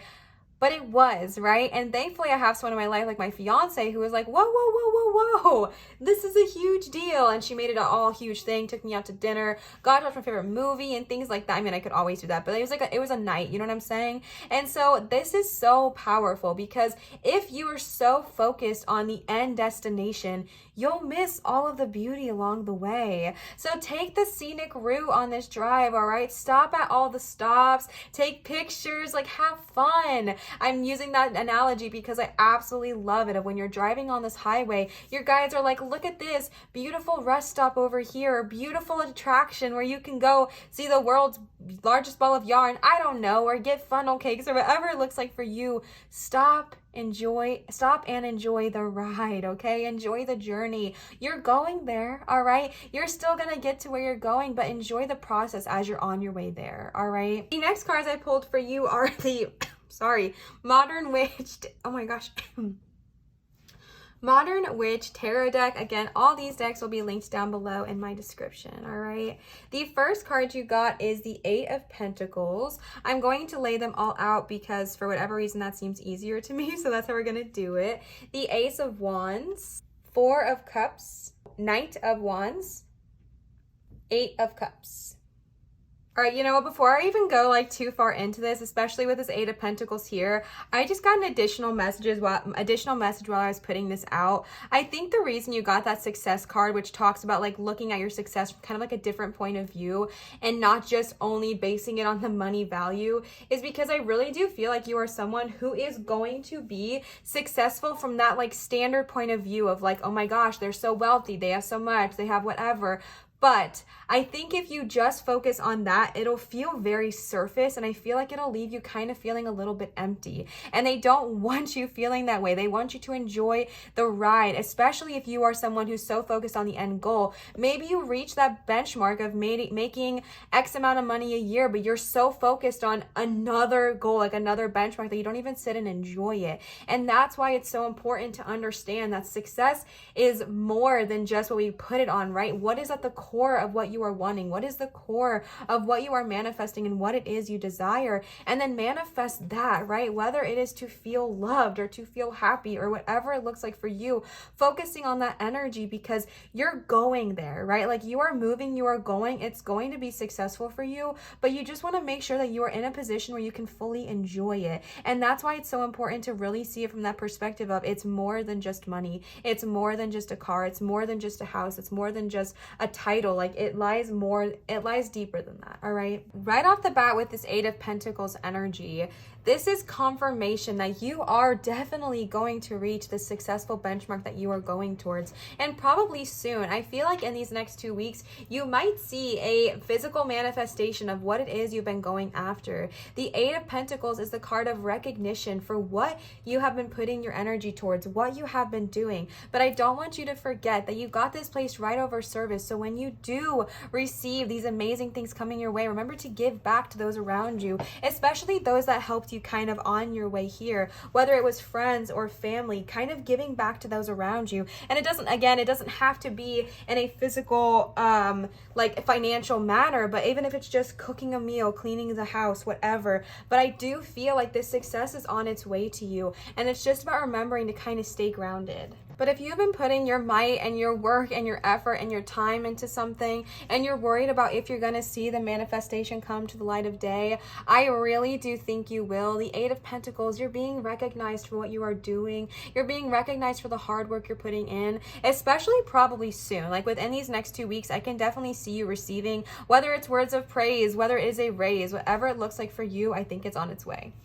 That totally rhymed. Did y'all hear that? And then following that, you got the Ace of Wands. And this is kind of what I was tuning into earlier, of the energy of someone who does receive the success, but then is so like ready to take on the next thing. And I get it because like I said, I am very much this energy. Even if I reach a milestone, I'm like, okay, next. Like I don't really sit in the moment and let myself feel it, but I feel like you're really being called to do that because yes, you're going to reach this milestone. Yes, even more amazing ideas are going to be coming your way. I feel like you're going to be someone who's like, okay, now that I completed that, I have X, Y, and Z new ideas about where I can go next. And you're so excited about the next thing and the next thing you can do, which again is not a bad thing. Remember to sit in the moment and enjoy your success and enjoy what you have already accomplished. I also feel like these new ideas are going to come when you kind of release, because you got this over the surrender card. And the Ace of Wands, like I mentioned, is a bunch of new creative ideas flowing, a bunch of new ideas, and a bunch of new just like passions coming your way. And I feel this like burst, I'm holding this, by the way. I feel like this burst of energy of just like, oh my goodness, I am like revitalized. I'm ready to take on the next thing. I'm ready to go after so many amazing ideas. I'm ready to just like bloom and blossom, and I'm ready for new beginnings, which is amazing. And I absolutely love that. I love that. And I definitely do feel like that'll become more like easier to access for you when you release this energy of control. All right. And again, I'm not coming on here to say that you're controlling. I'm not saying that, bestie. I'm just saying, if you feel like there are aspects of your life where you're really holding on tightly and trying to control, release and let flow, and you will be so surprised about what becomes revealed to you. It is amazing. I can speak to this so clearly, even just for myself. Like, I honestly feel like I am the picture child, or like I think that's what it's called, right? Like the picture child of the watch pot never boils. I am the kind of person where if I'm like staring and waiting and trying to control something, it simply will not happen. It will not happen. And it's almost ironic, like annoyingly ironic how it happens for me. Like the second I release control, boom, the pot starts, or the water starts to boil, like literally when I cook pasta, but also metaphorically in so many aspects of my life. So definitely tune into that and understand that once you release control, once you release this energy of I need to know, I need to control where I'm going to go, I need to get exactly where I need to be. Once you release that, the Ace of Wands will appear and be like, oh, hey, hi, let me show you all the amazing things that I have in store for you that maybe you could not have even seen before because you were maybe focused on where you thought you wanted to go or where you thought you should go, that you missed all of these opportunities that were like right around the corner for you. All right. And then we got the Four of Cups here. Bestie, you got the Four of Cups. All right. I'm going to be honest with you. I do sense a little bit of self-protection here, which is okay, but I do feel like there is this energy where you're a little bit protecting yourself from receiving all of these great things. And I feel like, okay, I'm sorry. That's so funny. You know, I believe in like visuals and like no such thing as coincidences. That card literally flopped face down where they were just not looking at me. And I feel like that is so funny because I feel like this is something that is hard to address. And I feel this energy where you were just like turning your head away from me, and then it dropped the card, and that was just so funny and adorable. But my loved one, if you don't want to hear this right now, don't listen to it. It's okay. All right. This is guidance. You don't have to take what I'm saying as anything, but I do feel this sense of self-protection. And again, I'm not saying it's unwarranted, but I definitely do get this sense of needing to like protect yourself and protect your energy. And maybe that is why you don't let yourself feel the little successes you have as much, right? I'll speak for me because I don't ever want to assume for you, but I genuinely think that's something that I deal with. And I didn't even realize till saying it out loud just now, but I think one of the reasons why it's like, okay, on to the next is because I feel like if we sit in especially if you have imposter syndrome, if we sit in our success for too long, even if it's like enjoying the little successes, it's like, okay, but if I feel good about this, then I have more room to feel bad if I fail, right? If I allow myself to feel good about my success, then I have a fear of feeling bad if I don't succeed. But bestie, you are allowed to celebrate your success. And even if it's not as quote unquote successful as you want it to be, or even if it's not where you want it to be in this moment, release that energy and understand that you have already come so far, right? Even if you're not where you want to be, you're farther than you were. You're farther than you were, and that's amazing. And I am so proud of you, all right? In case no one has told you today, in case you haven't heard it in a while, I am so proud of you. I am so proud of you. I am proud of you for starting. I am proud of you for growing. I am proud of you for still being here and to keep going. Like, I am so proud of you, all right? And I know that sometimes it's hard to receive. I wish it wasn't, but see how there's this hand that's literally offering them everything. There's offering them this cup, and it's just like right from the universe, like, here, I have it for you. And I'm getting this energy of like, no, right? Like, I don't want it. And I don't think it's because you don't literally want it, but I feel like there's a sense of fear of, What if I get it and I don't know how to succeed? What if I get it and everyone finds out I'm a fake, right? If you have imposter syndrome, what if I get it and I don't think I deserve it? You know, like there's all this energy, but my love, you do deserve it. You will be amazing at it. And remember that there is no way of failing. You try something and you are amazing at it, and that's awesome, and you learn. Or you try something and you're not naturally amazing at it, and that's okay, and you learn. And you can learn and grow and adapt and change, but you will not fail, because failing doesn't exist, right?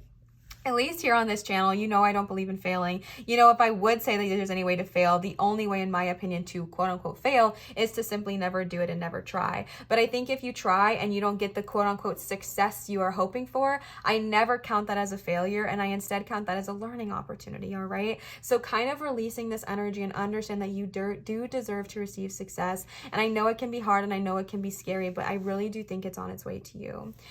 And I think that's confirmed here with the Knight of Wands, which is the card of action, movement, and go, go, go. Wands are all about creativity and passion, and I do not think that is a coincidence that you got that right over the Purpose card. I really feel like the next 2 weeks, like I said earlier, it's going to be so important to focus on the things that makes your soul happy for the good of all and harm to none. Those things that really get you excited about your day, those things that make you look forward to waking up, even if it's just the nicest home cooked meal. Even if that's all it is, that is more than enough, okay? Just looking forward to those things that really bring your soul true happiness and engaging in more of those in these next 2 weeks, because the Knight of Wands is the card of action, movement, energy, which again, I think you're a group that's very like, I'm going to go, I'm going to grow, I'm going to change, I'm going to move, I'm going to excel at the next thing, which we know you will. We know you will, but remember, having that patience, having that energy, keep going, keep growing, keep blooming, but be kind to yourself, be gentle on yourself, and smell the flowers along the way, all right? Sniff the roses, sniff the flowers, smell the roses, I don't know, but smell the roses on the journey, all right? Or smell the flowers if you don't like roses, or pet a dog, I don't know, but like engage in this happiness along the way. Take the side roads, take the long journey, whatever it looks like for you, but enjoy it as it comes. And again, engaging in those things that bring you joy, engaging in those things that ignite your passion again, because the wands are the cards of passion. The wands are the cards of our fiery energy and those things that get us excited. And the Knight is like, I'm ready to go. I'm ready to go and go for it. So definitely focus on your passion in these next 2 weeks. And again, if you're like, Liv, I don't know what my passions are. What brings you joy, bestie? What brings you joy? You know what brings me joy? Turning on my Christmas tree, turning on my fake fireplace because I live in Florida, eating a wonderful meal with people I love, and watching a cheesy Christmas movie or Critical Role. And you know what? I'm going to enjoy more of that in these next 2 weeks. What brings me joy is playing with my dog. Engage in that. What brings you joy? Maybe it's makeup. Play with makeup. Maybe it's spending time around your family. Do so. Maybe it's spending no time with your family. Whatever it looks like for you, do more of what makes you happy in these next 2 weeks, okay? That's where your passions will lie. The last tarot card you got today is the Eight of Cups. The Eight of Cups is a sign of growth and movement and change along the horizon. And I love that there is like this moon card here, because this to me represents like the sun on the horizon, but being patient, because there's like, you're seeing it out of like a window view is what it looks like to me. And the Eight of Cups is like, I'm ready to take this journey and I'm ready to move on. I'm ready to embrace the new energy that life has to offer me. And I really do feel like you are on this path of journeying and succeeding and new things coming your way. But again, when you are on this path, which I think you are already on, and I think you're already going to be called on, because the Eight of Cups is confirming that, when you are on this path, take the scenic route. Enjoy your journey. You're already going, all right? You're already on your way. If you're called to leave something that does not serve you, follow that in these next 2 weeks, all right? Do those things that bring you joy. Address the things that don't, but take this journey you're already taking. You already know you want to grow. You already know you want to move, change, shift, and bloom. But again, take the scenic route and enjoy the journey. We don't always have to know the end destination. We just need to know where we're going. This author in The Secret, I don't know if he's an author actually. This person in The Secret, whose name I can't remember, talks about as long as you can see the next 10 feet ahead of you when you're driving on a highway, you know where you're going, right? You can't always see the next, you cannot, I don't know why I said always, you cannot see the next 160 feet from you when you're driving on a highway, or the next 1,000 feet from you, but you can see the next 10, 20, 30 feet, and that's all you need to see, and you will keep going. You will keep going and keep driving, and sometimes that's all we need to see. We don't need to see, you know, the next town over and how we're going to get there. We just need to see the next 10 feet in front of us and keep going, keep moving, keep grooving. And while you're on that walk, play with the butterflies, or pet a dog, or sniff the roses, or look at the water and enjoy that energy, all right? The last cards I pulled for you today are these affirmator cards. They are little cards of affirmations, which are so adorable. Again, these will be linked in my description down below. I've used them. These are, again, the first time I've ever used these cards was today, and I use them for pile 1, and I'm in love with them. I think they are so freaking cheesy and cute. So let's go ahead and see what these positive affirmations have to say today. The first card you got is gentleness. I speak with gentleness and listen with gentleness. I align with the gentlest part of myself, and I take joy in being receptive, open, and unafraid. I am like a baby deer who's best friends with the baby elephant. The baby elephant wraps its little trunk around my shoulders, and we lie down gently on the grass, daydreaming and talking about what sorts of the humans the clouds look like. That's so cute. I love that card. I just love how cute they make it. Gentleness.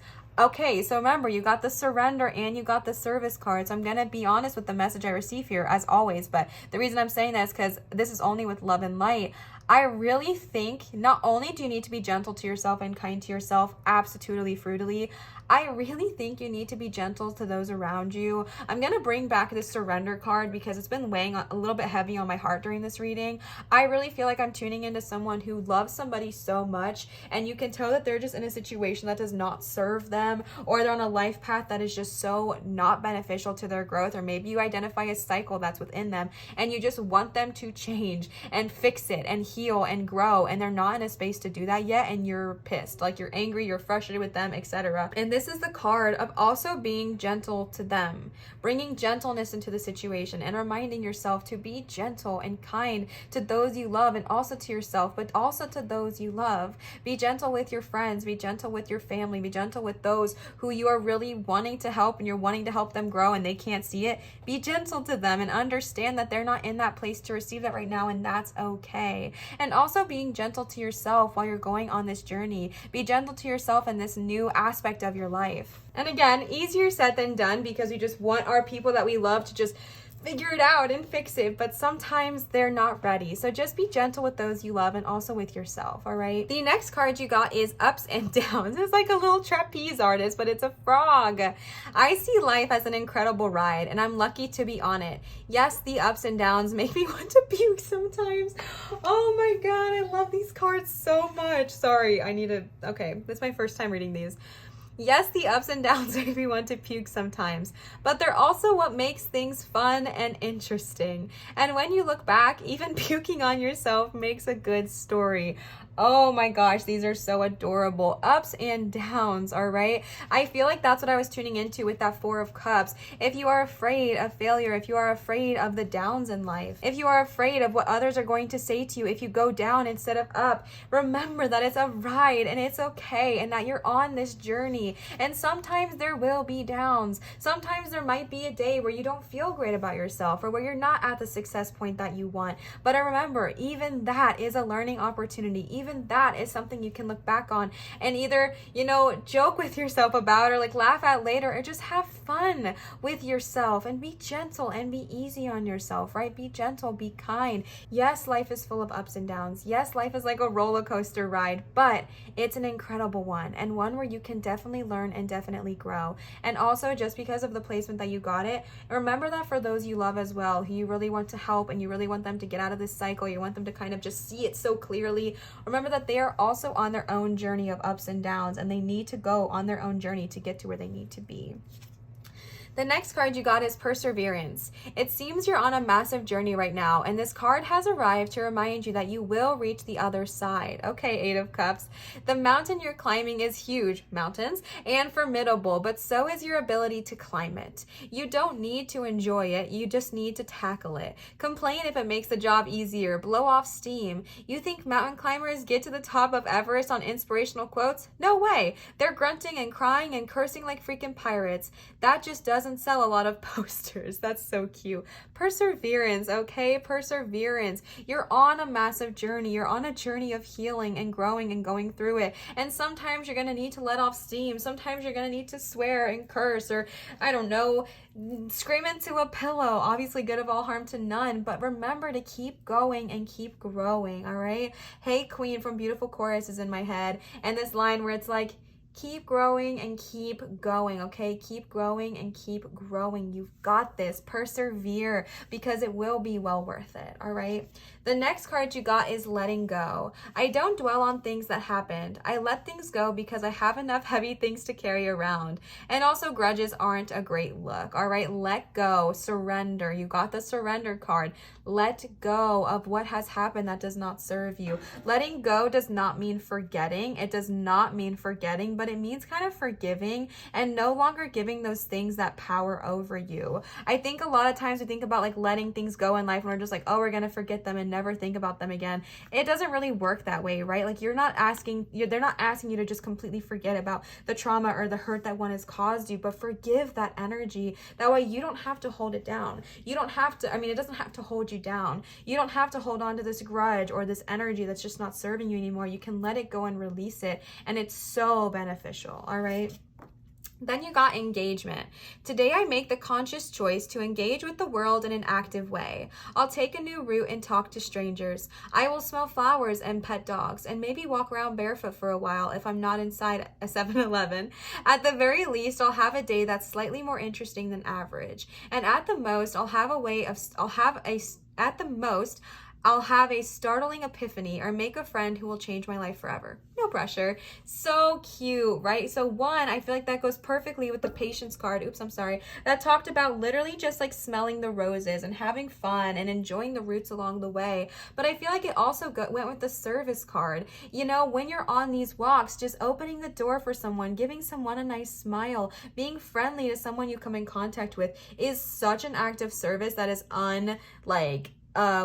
sold short, right? Like it is amazing how much just being nice to someone is really an act of service, and just being kind to those around you and engage in life, engage in the world in a kind, compassionate, and gentle way. And remember that you are someone who has this energy in these next 2 weeks to really focus on this, because you are already on your way of success. And I feel like the reason they want you to do this is because when you get to this point of success, you don't want to look back down and, have like no one or nothing on your side. Like make those friends, make that energy of those people that are so willing to support you, or just even if you don't have anyone, going on this journey, going on this hike, again, it might not be easy, but going on this hike or going on this journey, going on this next route you have in your life, even if you don't necessarily make any friends, even just having a positive mindset and a positive energy will heavily affect the way it looks when you look back on it when you're there, all right? And the last card you got is Ultimate Potential. I choose to live a life of my fullest potential. I trust that this will draw me towards experiences and people that support my growth and accomplishment.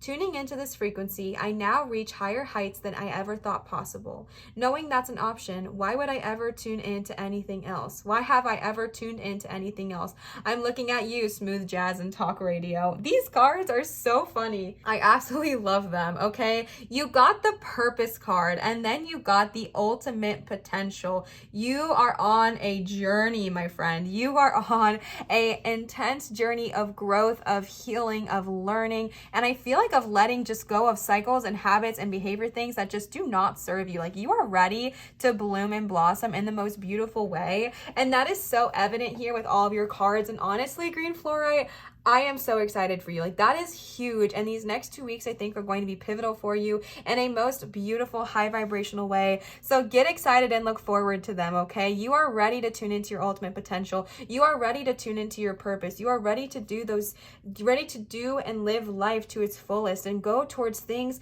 people, and experiences that help you grow, help fill your soul, help, tap into a high vibrational frequency instead of those that do not serve you. Like, you're ready. And this is confirming that, all right? So get ready, baby, because it is coming. And I really do feel like these next 2 weeks are going to be amazing for you, but definitely 2 weeks of growth. Okay, so be willing and ready to receive that with so much love, because it's going to be amazing. All right, pile number 2 with green fluorite. I love y'all. I hope this resonated. If this did resonate with you, please feel free to leave a comment down below and let me know. 1, comments. I just love commenting with you. I feel like it helps us connect, and I really do feel like we're besties over there. And 2, commenting, subscribing, giving a thumbs up, and turning on the notification bell, really interacting with my channel in any way, shape, or form helps my channel grow so much. So if you are someone who either wants to help that or would like to see that, those are some really easy ways to help and to do so. So thank you so much to those of you who do comment. I love and appreciate every single one of you. And I wanted to give you a reminder that I do accept tips and donations that are never ever required nor an expectation, just received with so much joy and gratitude. I accept them at both PayPal and Venmo, which are always in the description, or you can check them out here on the screen. My PayPal is acting weird and I don't know why. So if you're wanting to do it through PayPal, I would just scroll down to my description and click on the link that's right next to PayPal, and it'll take you right towards it, and it's just super easy peasy. Again, that is not an expectation nor a requirement, but if you would like to leave me a tip or donation, just know that it helps me so much, and I'm so grateful to all of you who have. Then thank you so much. And then I wanted to give you another reminder that I do accept private tarot readings, always done via Zoom at www.marinatarot.com. This is the one and only place to book a private reading with me, so if you would like to do so, definitely check it out. I love you. I hope this resonated. I hope this got you excited for what the next 2 weeks has in store for you. I am sending you so much love, so much joy, and so much gentleness, okay? Always remember to show others love, show your light, and shine so bright, and I will see you cuties for my next video. Bye, pile 2. All right, pile number 3. Last but never least, you chose carnelian. This carnelian is such a gorgeous stone. I absolutely adore it. Carnelian is really well known for being a very grounding energy. Carnelian, like a little fun fact about it, is carnelian is actually great to help you heal and recover from trauma or abuse of any kind. So if you are someone who has maybe dealt with that in the past or are looking to heal that, carnelian is great for that. Another fun thing about carnelian is that if you place one by the entrance of your home, it is known to attract money to you, all right? But let's go ahead and see what your cards have to say. So we are starting off with a new deck I just got, and this is called the Soul's Journey Lesson Cards by James Van Praagh. I don't know if I'm pronouncing his name correctly, but again, all the decks I will be using today will all be linked in my description down below if you are wanting to check them out yourself. With that being said, this is a new deck, so I'm going to read the little book for it because it is new. I've never used any of these cards before until today. So let's go ahead and see what they have to say. Again, we are just kind of focusing on amazing, wonderful blessings coming to you in the next 2 weeks, all right? All right, so let's go ahead and see what your cards have to say. The first card that you got is happiness. I am aware that being happy means that I am on the right path. Absolutely gorgeous. Let's go ahead and read it. Like I told you, I am new to these cards, so I'm going to give them their full sunlight and read them for all that they are. Before incarnating, your soul created a blueprint for you to follow in this physical dimension. The easiest way to chart this path is to follow your bliss. Life is full of choices and opportunities. Spirit, in its infinite wisdom, has given you the emotion of happiness to guide you. The signposts are always there, but you have to acknowledge them and have the courage to follow them. As you hold this card, do you feel that you are living a life of happiness? In what area is it lacking?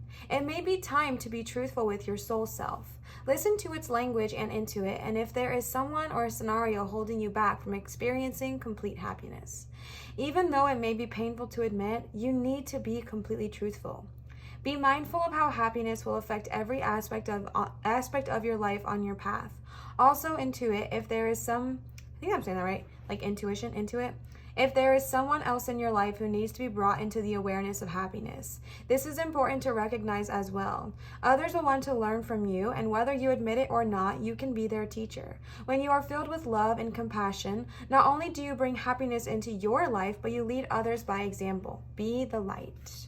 What a beautiful card. This is so sweet and so high vibrational. You also got the empathy card over here, which I think is really interesting because it said in that last paragraph, also think about, can you identify an area in your life where you know someone who needs just more happiness in their life? And if so, how can you lead by example? How can you be the light and kind of show them how to find their own, all right? And these next 2 weeks, definitely prioritize choosing happiness. A lot of the piles today, I think actually almost all of them, have had cards involving looking at the glass half full instead of the glass half empty. And I know that that's easier said than done because it's just a natural reaction sometimes to look at things from a disappointed point of view. But honestly, start looking, if you can, these next 2 weeks, start looking at things a little bit of a brighter side and a happy perspective, because being happy, like it said, is how you're going to be led on your soul path, right? It's how you're going to get there. I feel like I'm tuning in and tapping into somebody who really is wanting to follow their soul's path, but they don't quite know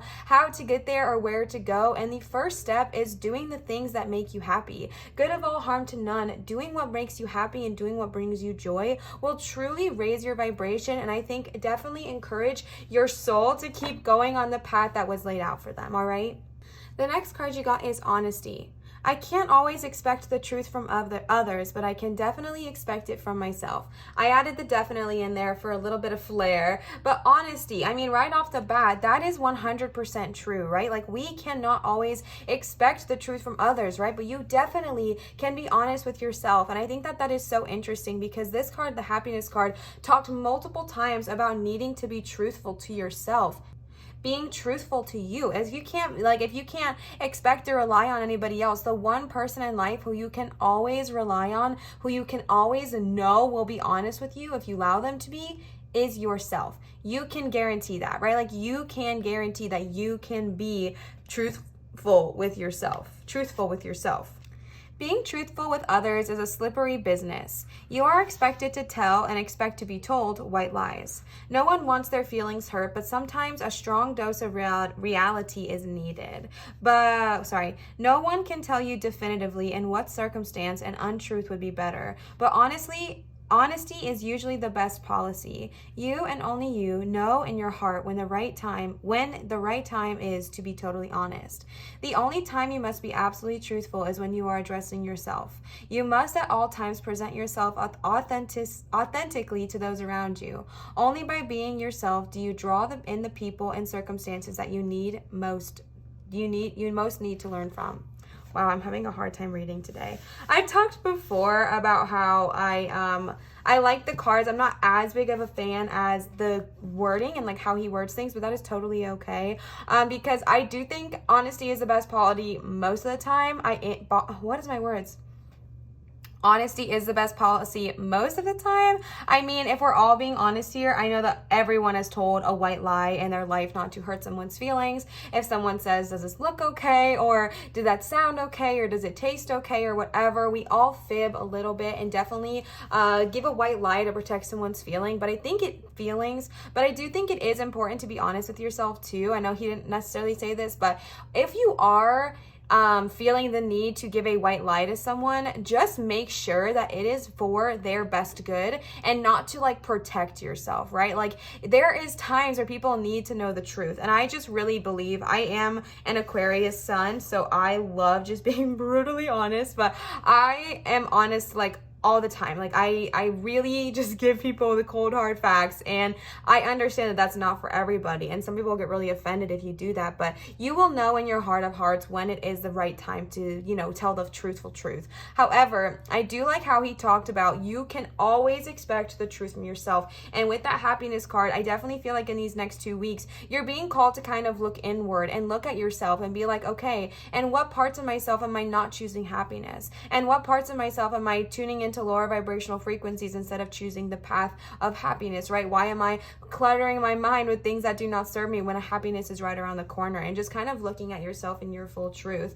And also, If you, in the next 2 weeks, start to kind of have these realizations about yourself when you're looking at yourself completely honest, don't judge yourself, all right? Do it with open arms and with a lot of loving energy, because there might be some revelations. I can tell you personally, over like the last 3 days, I have had so many revelations about myself personally, and my fiance has as well. So if you're watching this when it goes live, we are about 2 weeks to 2022. We are ending this year, and I feel like a lot of things are kind of being pushed up to the surface so we can address them and deal with them and leave them behind in 2021 so we can move forward to 2022. And that might be happening for a lot of you as well. And if you're watching this not when it goes live, same energy, okay? So even if you're watching this in 2027 in the middle of May, that is okay, same energy, because looking at yourself honestly might bring up some stuff. It might bring up like, oh, why do I react that way when somebody says something like this? Or why do I not know how to properly express my emotions? Or why do I use this as a coping mechanism? Or whatever it is. When you look at yourself honestly with love and not judgment, you will be amazed what comes to the surface in such a beautiful way, because when you're looking at it with love, you can heal it and like work with it and kind of close that and make it amends with it just so easily, because you're not judging yourself, but you're looking at yourself honestly and being like, how can I look at myself honestly with no judgment, with only love? Just understand that you are trying to grow. So if you're looking at yourself honestly, and you might see some things that you don't like about yourself, you might see certain things that you don't love about yourself, and that's okay, because you're wanting to address them so you can grow. So just remember that when you go through that in these next 2 weeks, all right? The next card you got is imagination. I embrace and nourish the creative aspect of my mind. Yes, please. We love to see it. Where are my creatives at? Yes, please. By its very nature, the physical body is limited by the 3 dimensions, but your mind is free to travel without boundaries and merge with the cosmic consciousness. Your mind is the great creator, and your imagination is its toolbox. Everything in life begins with energy of imagination. Thoughts are real, and they can manifest themselves into the physical world. Train your mind to only have positive thoughts, and you will attract positivity into your life. If you can see it, you can be it. Visualize the components that you want in your life and imbue those thoughts with love, and they will become your reality. Conversely, if your mind strays to negative thoughts, that's what I'm gonna change this a little bit. That's what you will bring to you. Okay, it's not the only thing, but you know what I'm saying. Be positive and loving. Imagination is creativity. Express yourself and let your imagination assist you in letting go of any creative blocks and allow your dreams to come true. Remember, you are not doing this for other people. It is your soul opening up and singing its own unique song. Where are my manifestors at? Let's get it. Let's go. I mean, let's be honest. We're all manifesting all the time, but my conscious manifesting besties, okay? Embrace and nourish the creative aspect of your mind. I love that, all right? Your mind is free to be whatever it is it wants to be, good of all, harm to none, and you are able to create things with your mind. That is exactly why they're wanting you to be open and honest with yourself and embrace happiness in these next 2 weeks, because I really feel like for you, there are certain manifestations that are really on their way to you. They are really on their way to you. And I feel like we're getting in a little bit of a speed bump, a little bit of a speed trap, if you will, where we're like, oh my gosh, everything's slowing down. It's slowing down. It's slowing down. It's slowing down. Why? And your guides are asking you to take a good look at yourself and understand that the reason that they might be not happening yet, or the reason that there might be a block, is because our thoughts may have strayed more towards the negative energy. And that's okay, because you are addressing it and you are now identifying, okay, in order to manifest my life, my reality, I need to embody happiness. I need to embody my soul's unique song. I need to be honest with myself and open with myself and understand that I can have anything I want in this 3-dimensional world by using the power of my mind that can go way beyond that, right? It can go way beyond the 3 dimensions. It can go wherever it wants to go, good of all, harm to none. And now I have the ability to look at that, take that energy, take that power, and understand that my thoughts create my reality, all right? Your thoughts create your reality. Your thoughts are what your reality turns into, the good, the bad, the ugly, all of it, all right? And so in these next 2 weeks, really focus on higher vibrational energies, really focus on what it is that you do have, looking at the glass half full, because your manifestations are like, what I'm seeing in my head right now is like you are climbing up a mountain, you're climbing up a mountain, and you are like so close. Like here is the peak, here is the top, but there is something happening and you're just like, oh my gosh, my shoe broke, I want to go back down, or I dropped my water bottle and I don't have any water, or whatever it is. Like, there's all these little things that are creating this energy for you not to keep going forward, and your guides are saying you are so close. Don't give up right before the miracle occurs, okay? And remember to keep your thoughts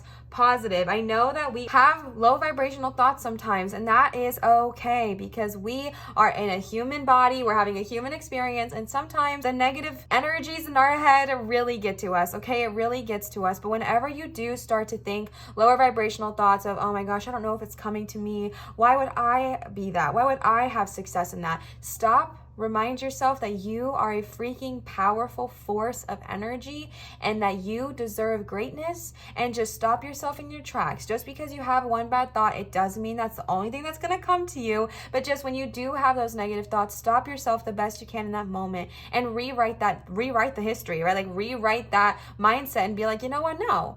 I'm amazing. It's on its way to me. Period. All right. Period. Your manifestations are coming, besties. Pile number 3. Let's get it. Let's go. All right. The next card you got is loneliness. I know that I am never alone. If you can see on the card, there's all these different people kind of holding up their own energy out towards each other, and it's just so freaking gorgeous. So let's go ahead and see what, oh no. Oh no. This card has come to you because you must be reminded that there is a difference between being lonely and being alone. True. Feelings of loneliness originate from a sense of not appreciating the most important person in your life, you. If solitude seems like an affliction, you need to work on creating a healthy relationship with yourself. Only then will you attract others who will nurture your soul. If you don't develop a healthy relationship with yourself first, you will only draw unhealthy relationships to you. To create healthy, positive relationship with yourself, you must begin to feel worthy of love. The pessimism of this physical dimension can affect your self-esteem. If you don't have the strong conviction that you are valuable and meaningful, The pessimism of this physical dimension can affect your self-esteem if you don't have the strong conviction that you are valuable and meaningful. Don't view solitude as a weakness. It is merely your soul telling you that it is time to do some inner work and reevaluate your path before you start to shine. As you sit in the silence of your soul, you will realize that your spirit family, teachers, and guides are with you. You are never alone. I just got this visual of someone who I love so dearly. I was at her house one time, and she said something to me like, people always ask me, you know, don't you want to be in a relationship? Aren't you unhappy being single? Aren't you so lonely? And she was like, no, I'm never alone because I have all of my spirit guides. And I just love that energy. Your guides, your teachers are around you. I love that saying. Loneliness and being alone are totally different, right? And I really value this because I just have so many people in my life that kind of struggle with this same energy that I just love so dearly. And it's so important because there is such a beauty to your own energy and your own space. And if you're having a hard time being alone, it often does stem from either an uncomfortableness being by yourself, or a lack of, you know, being fully how did he word this? How did he word it? In a healthy relationship with yourself. Like, you are the one person that will be with you throughout this entire lifetime, okay? From the moment you are born to the moment you die, you are the one constant, right? Some people might come and go. Everyone at one point is going to come and go into your life. And the one person who will constantly be with you is yourself. And that is why it's so important to have the most healthy relationship with you. And that's how the healthiness starts, all right? I can honestly tell you that it is so important to work on your own relationship with yourself, whether you're in a relationship or whether you're single, because it genuinely changes everything. Me and my fiance have been together for like 3.5 years, and our relationship has changed so much over the course of that time. It's actually unidentifiable to what it was almost 4 years ago, because I had a horrible relationship with myself. I hated myself. I never wanted to be alone. I had a lot of body image issues and self-love issues, and it really affects my relationships, and not just my romantic ones, but all of them. And it is so important, whether you're in a relationship listening to this or whether you are single listening to this, the most important relationship in your life I know, okay, is the one with you. The reason I'm saying I know is because I heard someone being like, okay, whatever. No, I'm serious, all right? And I know that that's uncomfortable because that means you have to spend time with yourself. And not just spend time with yourself by watching a lot of movies and flooding your mind, but spend time with you. Doing what you love. Doing those things that you want to do. Do them. And enjoy your own company. Date yourself, right? Like, not in a weird way, but go on, take yourself out. Take yourself out to dinner. Take yourself out to the movies. I love lonely dates, or not lonely. I love alone dates, okay? Almost every weekend I go shopping by myself. I get myself a Starbucks and I have my time to myself because like I go grocery shopping because it is so beneficial to have that time in solitude. And that's okay, all right? If you think you are lonely, sit with yourself. See if there's a part of yourself that you want to kind of strengthen that relationship with yourself. And then remind yourself that you are never alone. You have your guides, you have your angels, you have your guardian angels, you have your spiritual tribe and teachers. You are never alone, all right? And I just can't, I love, oh my gosh, I just feel the need to say it again. I love that my friend said this because she's just so confident in this energy, and she just was like, no, I love being alone. Like, I'm never really alone, but I love it. And she just was so honest, like, I don't want a relationship, so I'm not going to be in one. And that is a-okay, but I don't feel lonely because one, I'm in a healthy relationship with myself in that aspect, and two, because I'm never really alone. You know what I'm saying? So definitely in these 2 weeks, focus on your relationship with yourself. Focus on building a healthy relationship with you, doing those things that you love to do. If there's something you've always wanted to do, like, I don't know, take an improv class. Go do it. All right. Take yourself out. If you've always wanted to try this restaurant, but you're waiting for someone, you're like, oh, that's too fancy, I don't want to do that. Take yourself out. Take yourself out on these dates and really love your own presence, because when you do that, that is how you attract others to you of the same vibration, right? Because you're not in loneliness. You're not just going to take the first person that comes your way because they're available. No, you are going to manifest and be in that energy of I deserve greatness because I am worthy of that, and that is who you will attract. All right. So definitely focusing on that in these next 2 weeks, focusing on building that relationship with yourself, building a healthy, self-loving relationship with yourself, and really just remembering that you are never, ever really alone. All right. And the next card you got is change. I understand that nothing can grow or evolve without movement. Change is coming, baby, especially if you're watching this when it goes live. A lot of change is coming. We're about to enter the new year. All right. Change is right around the corner. There is a certain comfort in the idea of living a life without surprises. The status quo has an appeal, but you will never learn or grow if your circumstances stay the same. Everybody wants life to be better, but that requires change. You have chosen to incarnate into this physical dimension called Earth because of the myriad of opportunities. If you don't take advantage of them, what was the point? Staying within your comfort zone is overrated. With change comes transformation, and with transformation comes evolution. Stop viewing change as good or bad, because all change nourishes your soul. Don't equate it with a lack of control. Life happens, and it's supposed to happen. You can direct how it plays out, and you will always have the power to accept the change that directs your path. All right. That is so true. I know so many of us can be so scared of change, myself included for the longest time. But honestly, change is not good or bad. Change happens so we can learn or grow. Even our tower moments in the tarot, right? Even our tower moments happen for us to grow, for us to change, for us to evolve. And that is what is happening here in these next 2 weeks for you. It might not be anything drastic, but it might just be, maybe you're pushed to step out of your comfort zone, and that is a change. Maybe you are pushed to leave a job that's not serving you. That is a change. It's not that it's not scary. I understand that it's scary. I understand there is a fear in leaving the comfort that you have known, but there is a benefit to it as well, because you are ready to grow, and that is what your guides are reminding you of right here. You are ready to grow. You have accepted that you are wanting to change, you are wanting to shift, you are wanting to move, and you are wanting to evolve, and they're helping you on that path. So when you feel scared of change, when you're like resisting it, give yourself a hug, throw your hands in the air, and enjoy the ride, because it's going to kind of come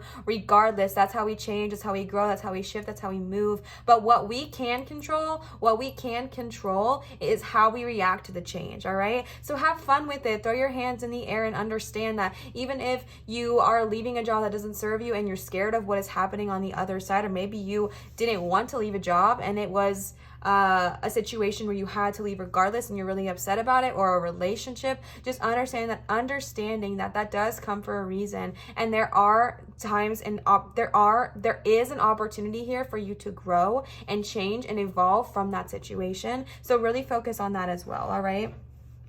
The last one of these cards, also I forgot to show you the back, and I know so many of you love seeing the back of the cards as well. So this is what the back of these look like. Isn't that just so gorgeous? Oh my gosh. All right. The last card you got today for these is empathy. I am open to seeing both sides of a situation. Empathy. Empathy is something we all need, my love. You don't truly understand others' motivations if you haven't lived their lives or seen the world through their eyes. It's so easy to judge another's behavior matched up against your own and label it as right or wrong, but you're missing an important part of the equation: the other person's history and personal path. We are all sparks of the divine with a purpose here in the physical dimension, and we can all exert our free will. Some of us have lost our way along the path to love, and it is a human reaction to judge others before examining their journey through their eyes and with compassion. Your job is not to judge. Your job is to love and understand.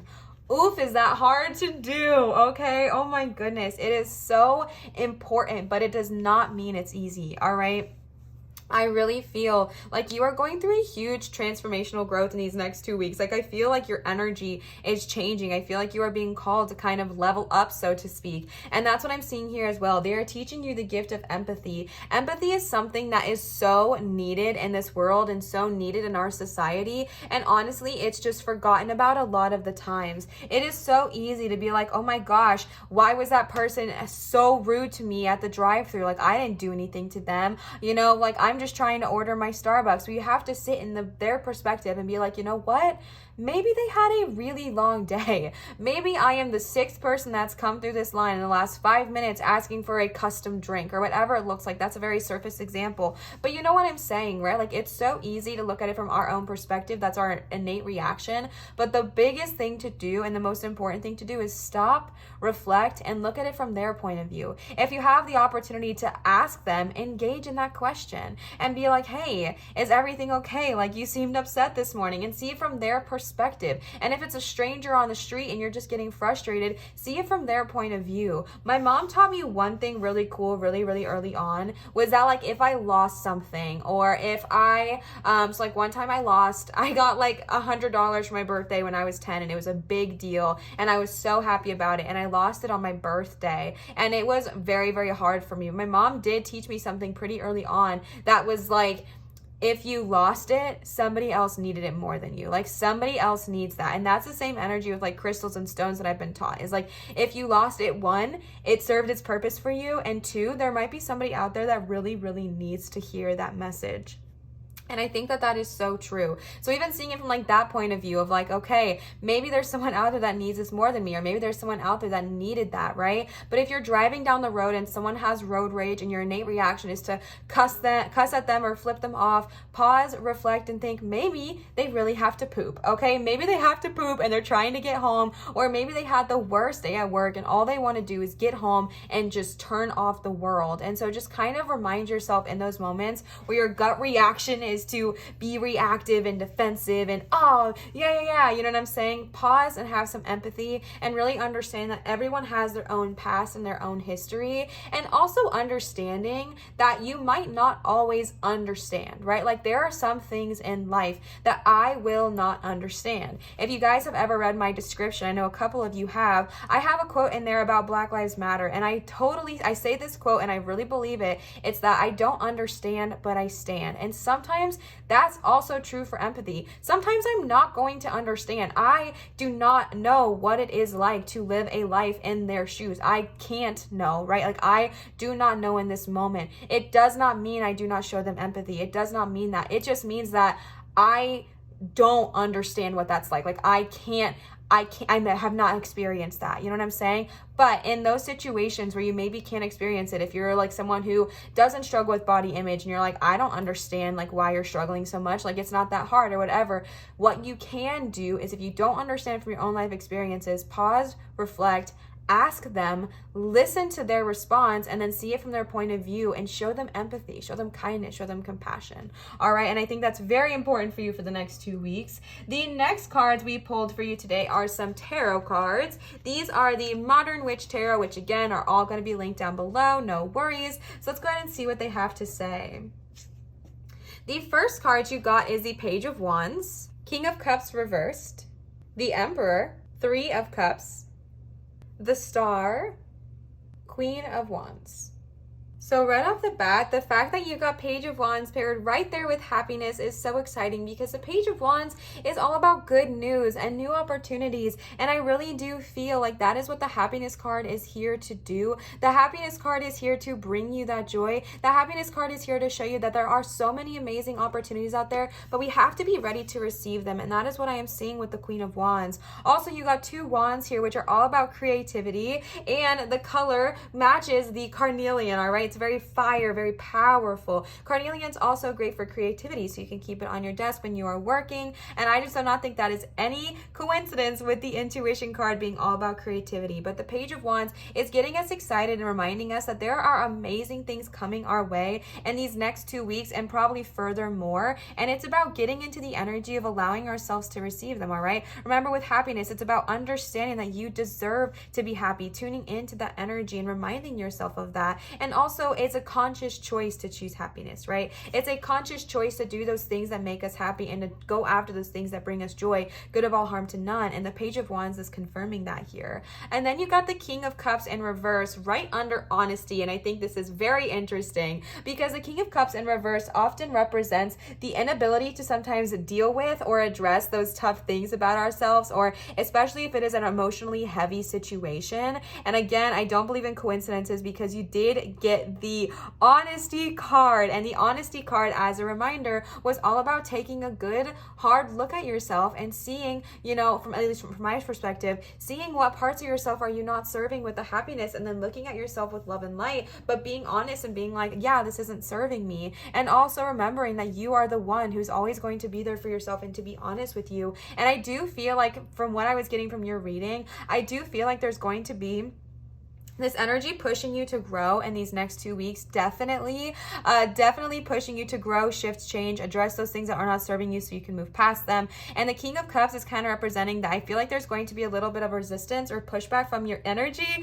maybe from your ego being like, no, I don't want to address this. It's scary and uncomfortable, and I don't want to feel bad about myself. Bestie, you don't need to feel bad about yourself, all right? Some of the things that get brought up when you're looking at yourself with honesty might be uncomfortable, all right? I'll tell you, full disclosure, the things that I addressed about myself were uncomfortable. I didn't like them. They made me realize how I've been living my life a certain way and prohibiting myself from growth. That is not fun, and that is not comfortable, but I was able to allow myself to sit in the discomfort and push through it. Every part of me wanted to avoid the discomfort. I wanted to get on social media and clog my brain with everything else besides the truth, but I let myself feel the discomfort and I pushed through it. And that's what I'm getting with the King of Cups here, right? It might be uncomfortable.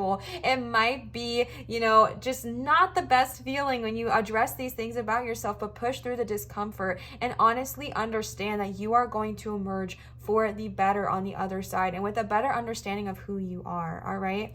And then you got the Emperor, baddie energy, all right? The Emperor is powerful, confident, got the control, all right? And what I am seeing here, if I'm being fully honest with you, is the fact that you got this right next to the Imagination card. I really do feel like you are being called to take control of your life. And what I mean by that is that, remember how the imagination was all about remembering that your thoughts really do control your reality? I feel like I'm being told with the Emperor here to kind of take the ownership of that and be like, I am in charge of my own life. I am the one person who's going to be with me forever. I can control how I think about things or how I react to things or whatever. So that is what I'm going to prioritize. And that's really what I'm seeing here with the Emperor, because the Emperor is confident. The Emperor has got this, baby. The Emperor has this energy about them that is like, yes, this is my throne. Thank you for coming to my TED Talk, okay? And the imagination card is like, take that energy and use it to manifest the life of your dreams, because I really feel like your pile is calling you to manifest your reality. And if you already have been, I think those manifestations are about to come into fruition. But the Emperor card here is giving you that extra push, right? Like that extra boost. I said bush because I was saying boost and push. The extra boost of encouragement. Remember how we were on that mountain and we were getting a little bit discouraged and we just wanted to go back down? The Emperor is here saying he's at the top of the throne, right? They're at the top of the throne, right? And they're saying, come on, you've got this. Keep going. Take your strength and keep going, all right? And then you got the Three of Cups near loneliness. The way that these are placed is so amazing. Like I told y'all, this is my first time using these cards and I think they go beautifully with the tarot. I'm just so excited about that, because the Three of Cups is the perfect card to get by the loneliness card that said, I know that I am never alone, because the Three of Cups is the card of being emotionally fulfilled. It is the card of having your cups full with people who love and support you. Do they have to be on this physical earth? No, they do not. They could be on a completely different dimension, and that is okay. You have your spiritual team, you have your spiritual guides, you have these people here that want to support you. Oh man, energy. Whew. And this is a confident reminder that you are not alone, all right? That song, Hey Queen from Beautiful Chorus, is coming into my head again. You are not alone, all right? You are not alone. You've got this. You've got this. You've got this. Again, if you are feeling lonely, identify, am I feeling alone or am I just alone, right? Am I feeling alone or do I need to just spend some more quality time with myself? Nourish yourself, fill up your own cup, and then you will attract this tribe. You will attract those who love you. You'll attract those who best benefit you. You will attract the healthy, positive relationships that uplift you and encourage you, because you are already enough for yourself. So you will not tolerate someone treating you less than, all right? Because you will spend that time in prioritizing yourself. In these next 2 weeks, really focus on your relationship with yourself, how you feel about yourself, and the energy you are embodying, and understanding that that is attracting so much of what's happening to you, all right? And reminding yourself that you are never alone. Fill up your cup, my love. Fill up your cup. The next card you got is the Star. You got this right by change, okay? The Star embodies change. The Star is comfortable in their own skin. They are welcoming in new things, new spiritual messages, new energy, new growth, new expansion, new self-love. The Star is also the sign of the Aquarius. So where are my Aquarius babies at, all right? The Star embodies all that there is, all right? The Star is completely comfortable in their own skin, frolicking through a field completely naked, because they're not worried about what others are saying about them. They are comfortable in their own skin, all right? And what this is here to represent is that this change that is coming, this change that is on its way to you, it might be uncomfortable. It might be something we don't want, but it is coming to bloom you. It is coming to help you bloom and help you blossom and help embody all that you truly are. And that is so beautiful. And the Star here is giving you the reminder that when you are going through this, it is for your highest good. It is for your best potential, and it is for all of that energy. And when you are going through this change, when you get uncomfortable, when you don't want to let go, so you're holding on for dear life, you're holding on, you don't want to embrace this change, think about the Star. Think about the Star and remind yourself, I am a divine being. I am the divine. I am a part of the divine. And if I know, like I know, that I am a soul in this human meat suit, just kind of existing and going about my day, the change that is happening is for my highest good. So I release and I receive and I embody the Star energy of just like, take me to the new experiences that are awakening me. Take me to the new experiences that are showing me the truth and the love and the light that is truly there. And that is what the Star is here to represent, all right? And then you got the Queen of Wands right next to empathy. And the Queen of Wands is the most intuitive, not the most, but an incredibly intuitive and warm card. And this is more confirmation that this empathy towards others and towards yourself is incredibly important in these next 2 weeks, okay? Because the Queen of Wands is a warm, nurturing energy that is like, come and sit with me and let me help you. Let me kind of embody you. Let me help nourish you. And that's all about what empathy is, right? You're seeing things from a different perspective. You're seeing things from a perspective of how can I see it from your side, not just my side. This card is more confirmation about stepping into your personal power, which is all what the star is about, as well as the change and as well as Queen of Wands. You are stepping into your power. You are stepping into who you have always been, you are always wanting to be, and who you have been, you know, who you are. You're stepping into that full power, all right? Have empathy towards yourself on this change and have empathy towards others, especially in these next 2 weeks. Make it a practice if you would like to. Every time you think to yourself, oh my gosh, that's so annoying. I can't believe she would do that.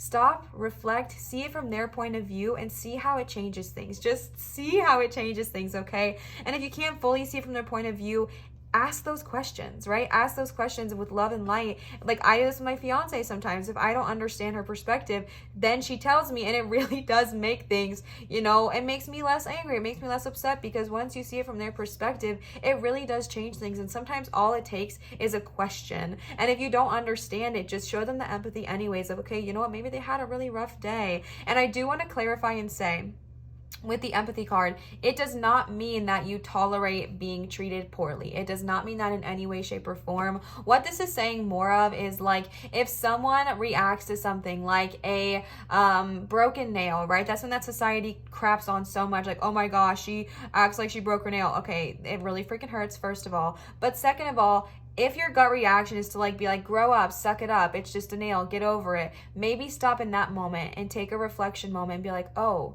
maybe this was like the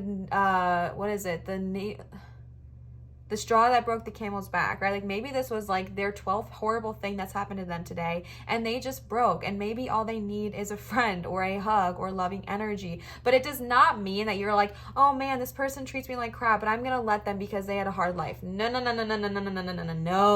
Okay, no. I want to make sure that it's clear. I want to make sure I state that, because I do not promote that here on this channel. It's more so about if you're like coming in contact with someone that's just, you know, it's more about like just showing that empathy. You can have boundaries. You can say no. You can love someone from a distance while still showing them empathy. There are people in my life who I do not contact, who I show empathy towards by just sending them loving energy, right? It doesn't mean I need to see them. It doesn't mean I need to contact them. It doesn't mean I need to be friends with them. But what it does mean is that I show them kindness and love with my energy, and that really does make a huge difference as well, okay? I just want to give that little disclaimer. The last cards I pulled for you today are these affirmators deck. This is such a cute deck of just like positive affirmations. So let's go ahead and see what they have to say to end our reading today. This is also a new deck I just got. Like this is my first time using it with this reading, and I already love them from pile 1 and 2 so much.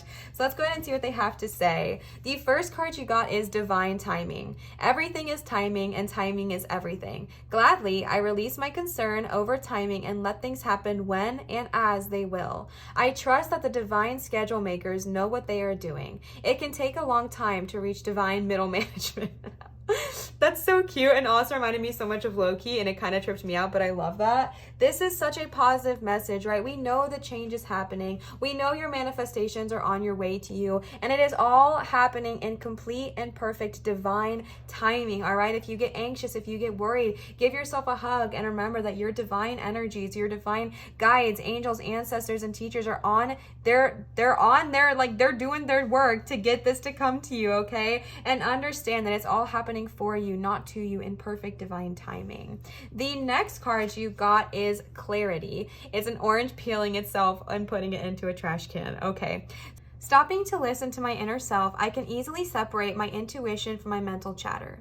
The clarity of my intuition is a sweet, simple fruit that tastes familiar, and the mental chatter is a confusing, bitter rind that I shall peel off and chuck into the garbage or compost heap if your mental chatter happens to be organic. See how cute these are? I just love them, all right? This is such a good card because you got the honesty cards, you got the imagination card. Like, you are being called to listen to your inner voice and listen to your inner guidance. And I've had so many people ask me, like, Liv, how do I do that? And it starts exactly as they said. It starts as slowing down, stopping, listening to your inner voice. Once you actually choose to stop and listen to your inner voice, it'll become abundantly clear what is your inner voice and what is just chatter. Like, I don't know how else to explain it unless you do it. Like, it really does make all the difference.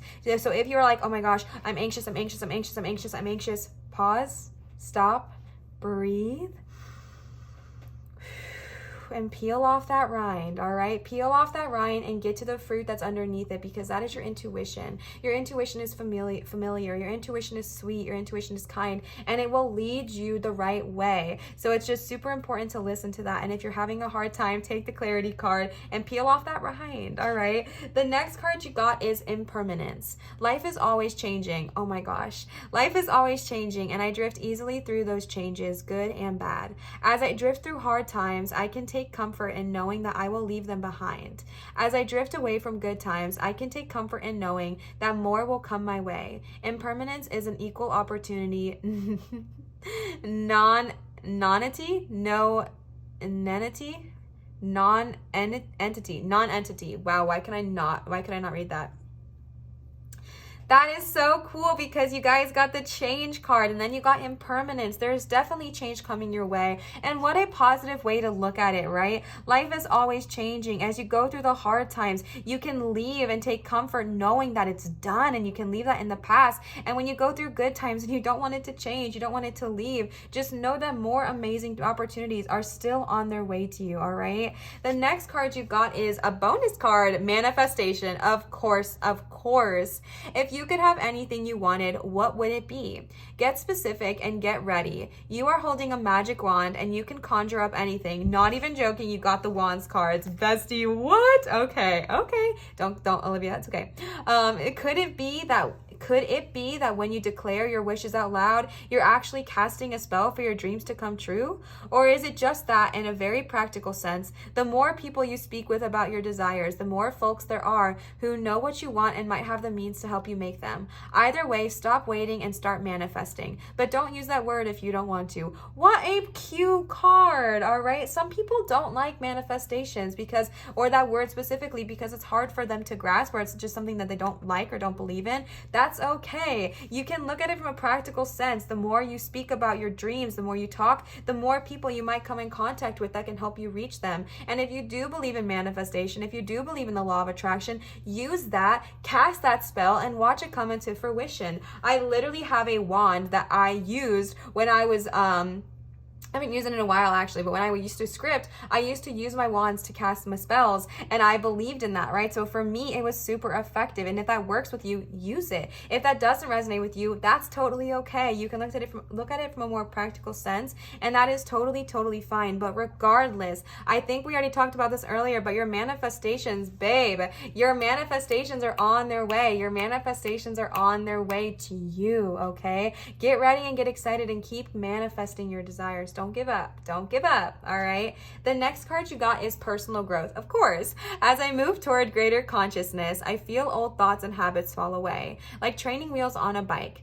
They helped me get to where I am, but now that I can ride, I don't need those slow and crummy wheels, except when I'm making bike analogies. Okay, that is so cute. What the heck? Personal growth with the star, with the emperor, with the change card. All of this personal growth is happening for you. If you are, like I said, if you're watching this when it goes live, we are about to enter 2022, and you're being pushed to make this growth now so you can enter in this 2022 with greater consciousness and leaving those old thoughts and habits that do not serve you in 2021. You can close that door and leave them behind, all right? And if you're not watching this when I post it, same thing, same energy. You're moving towards a greater goal. You're moving towards a greater consciousness. The star energy, you are growing. You are achieving personal growth. It is already coming with the star card, with the change card. I literally have hiccups. It's all the energy, all right?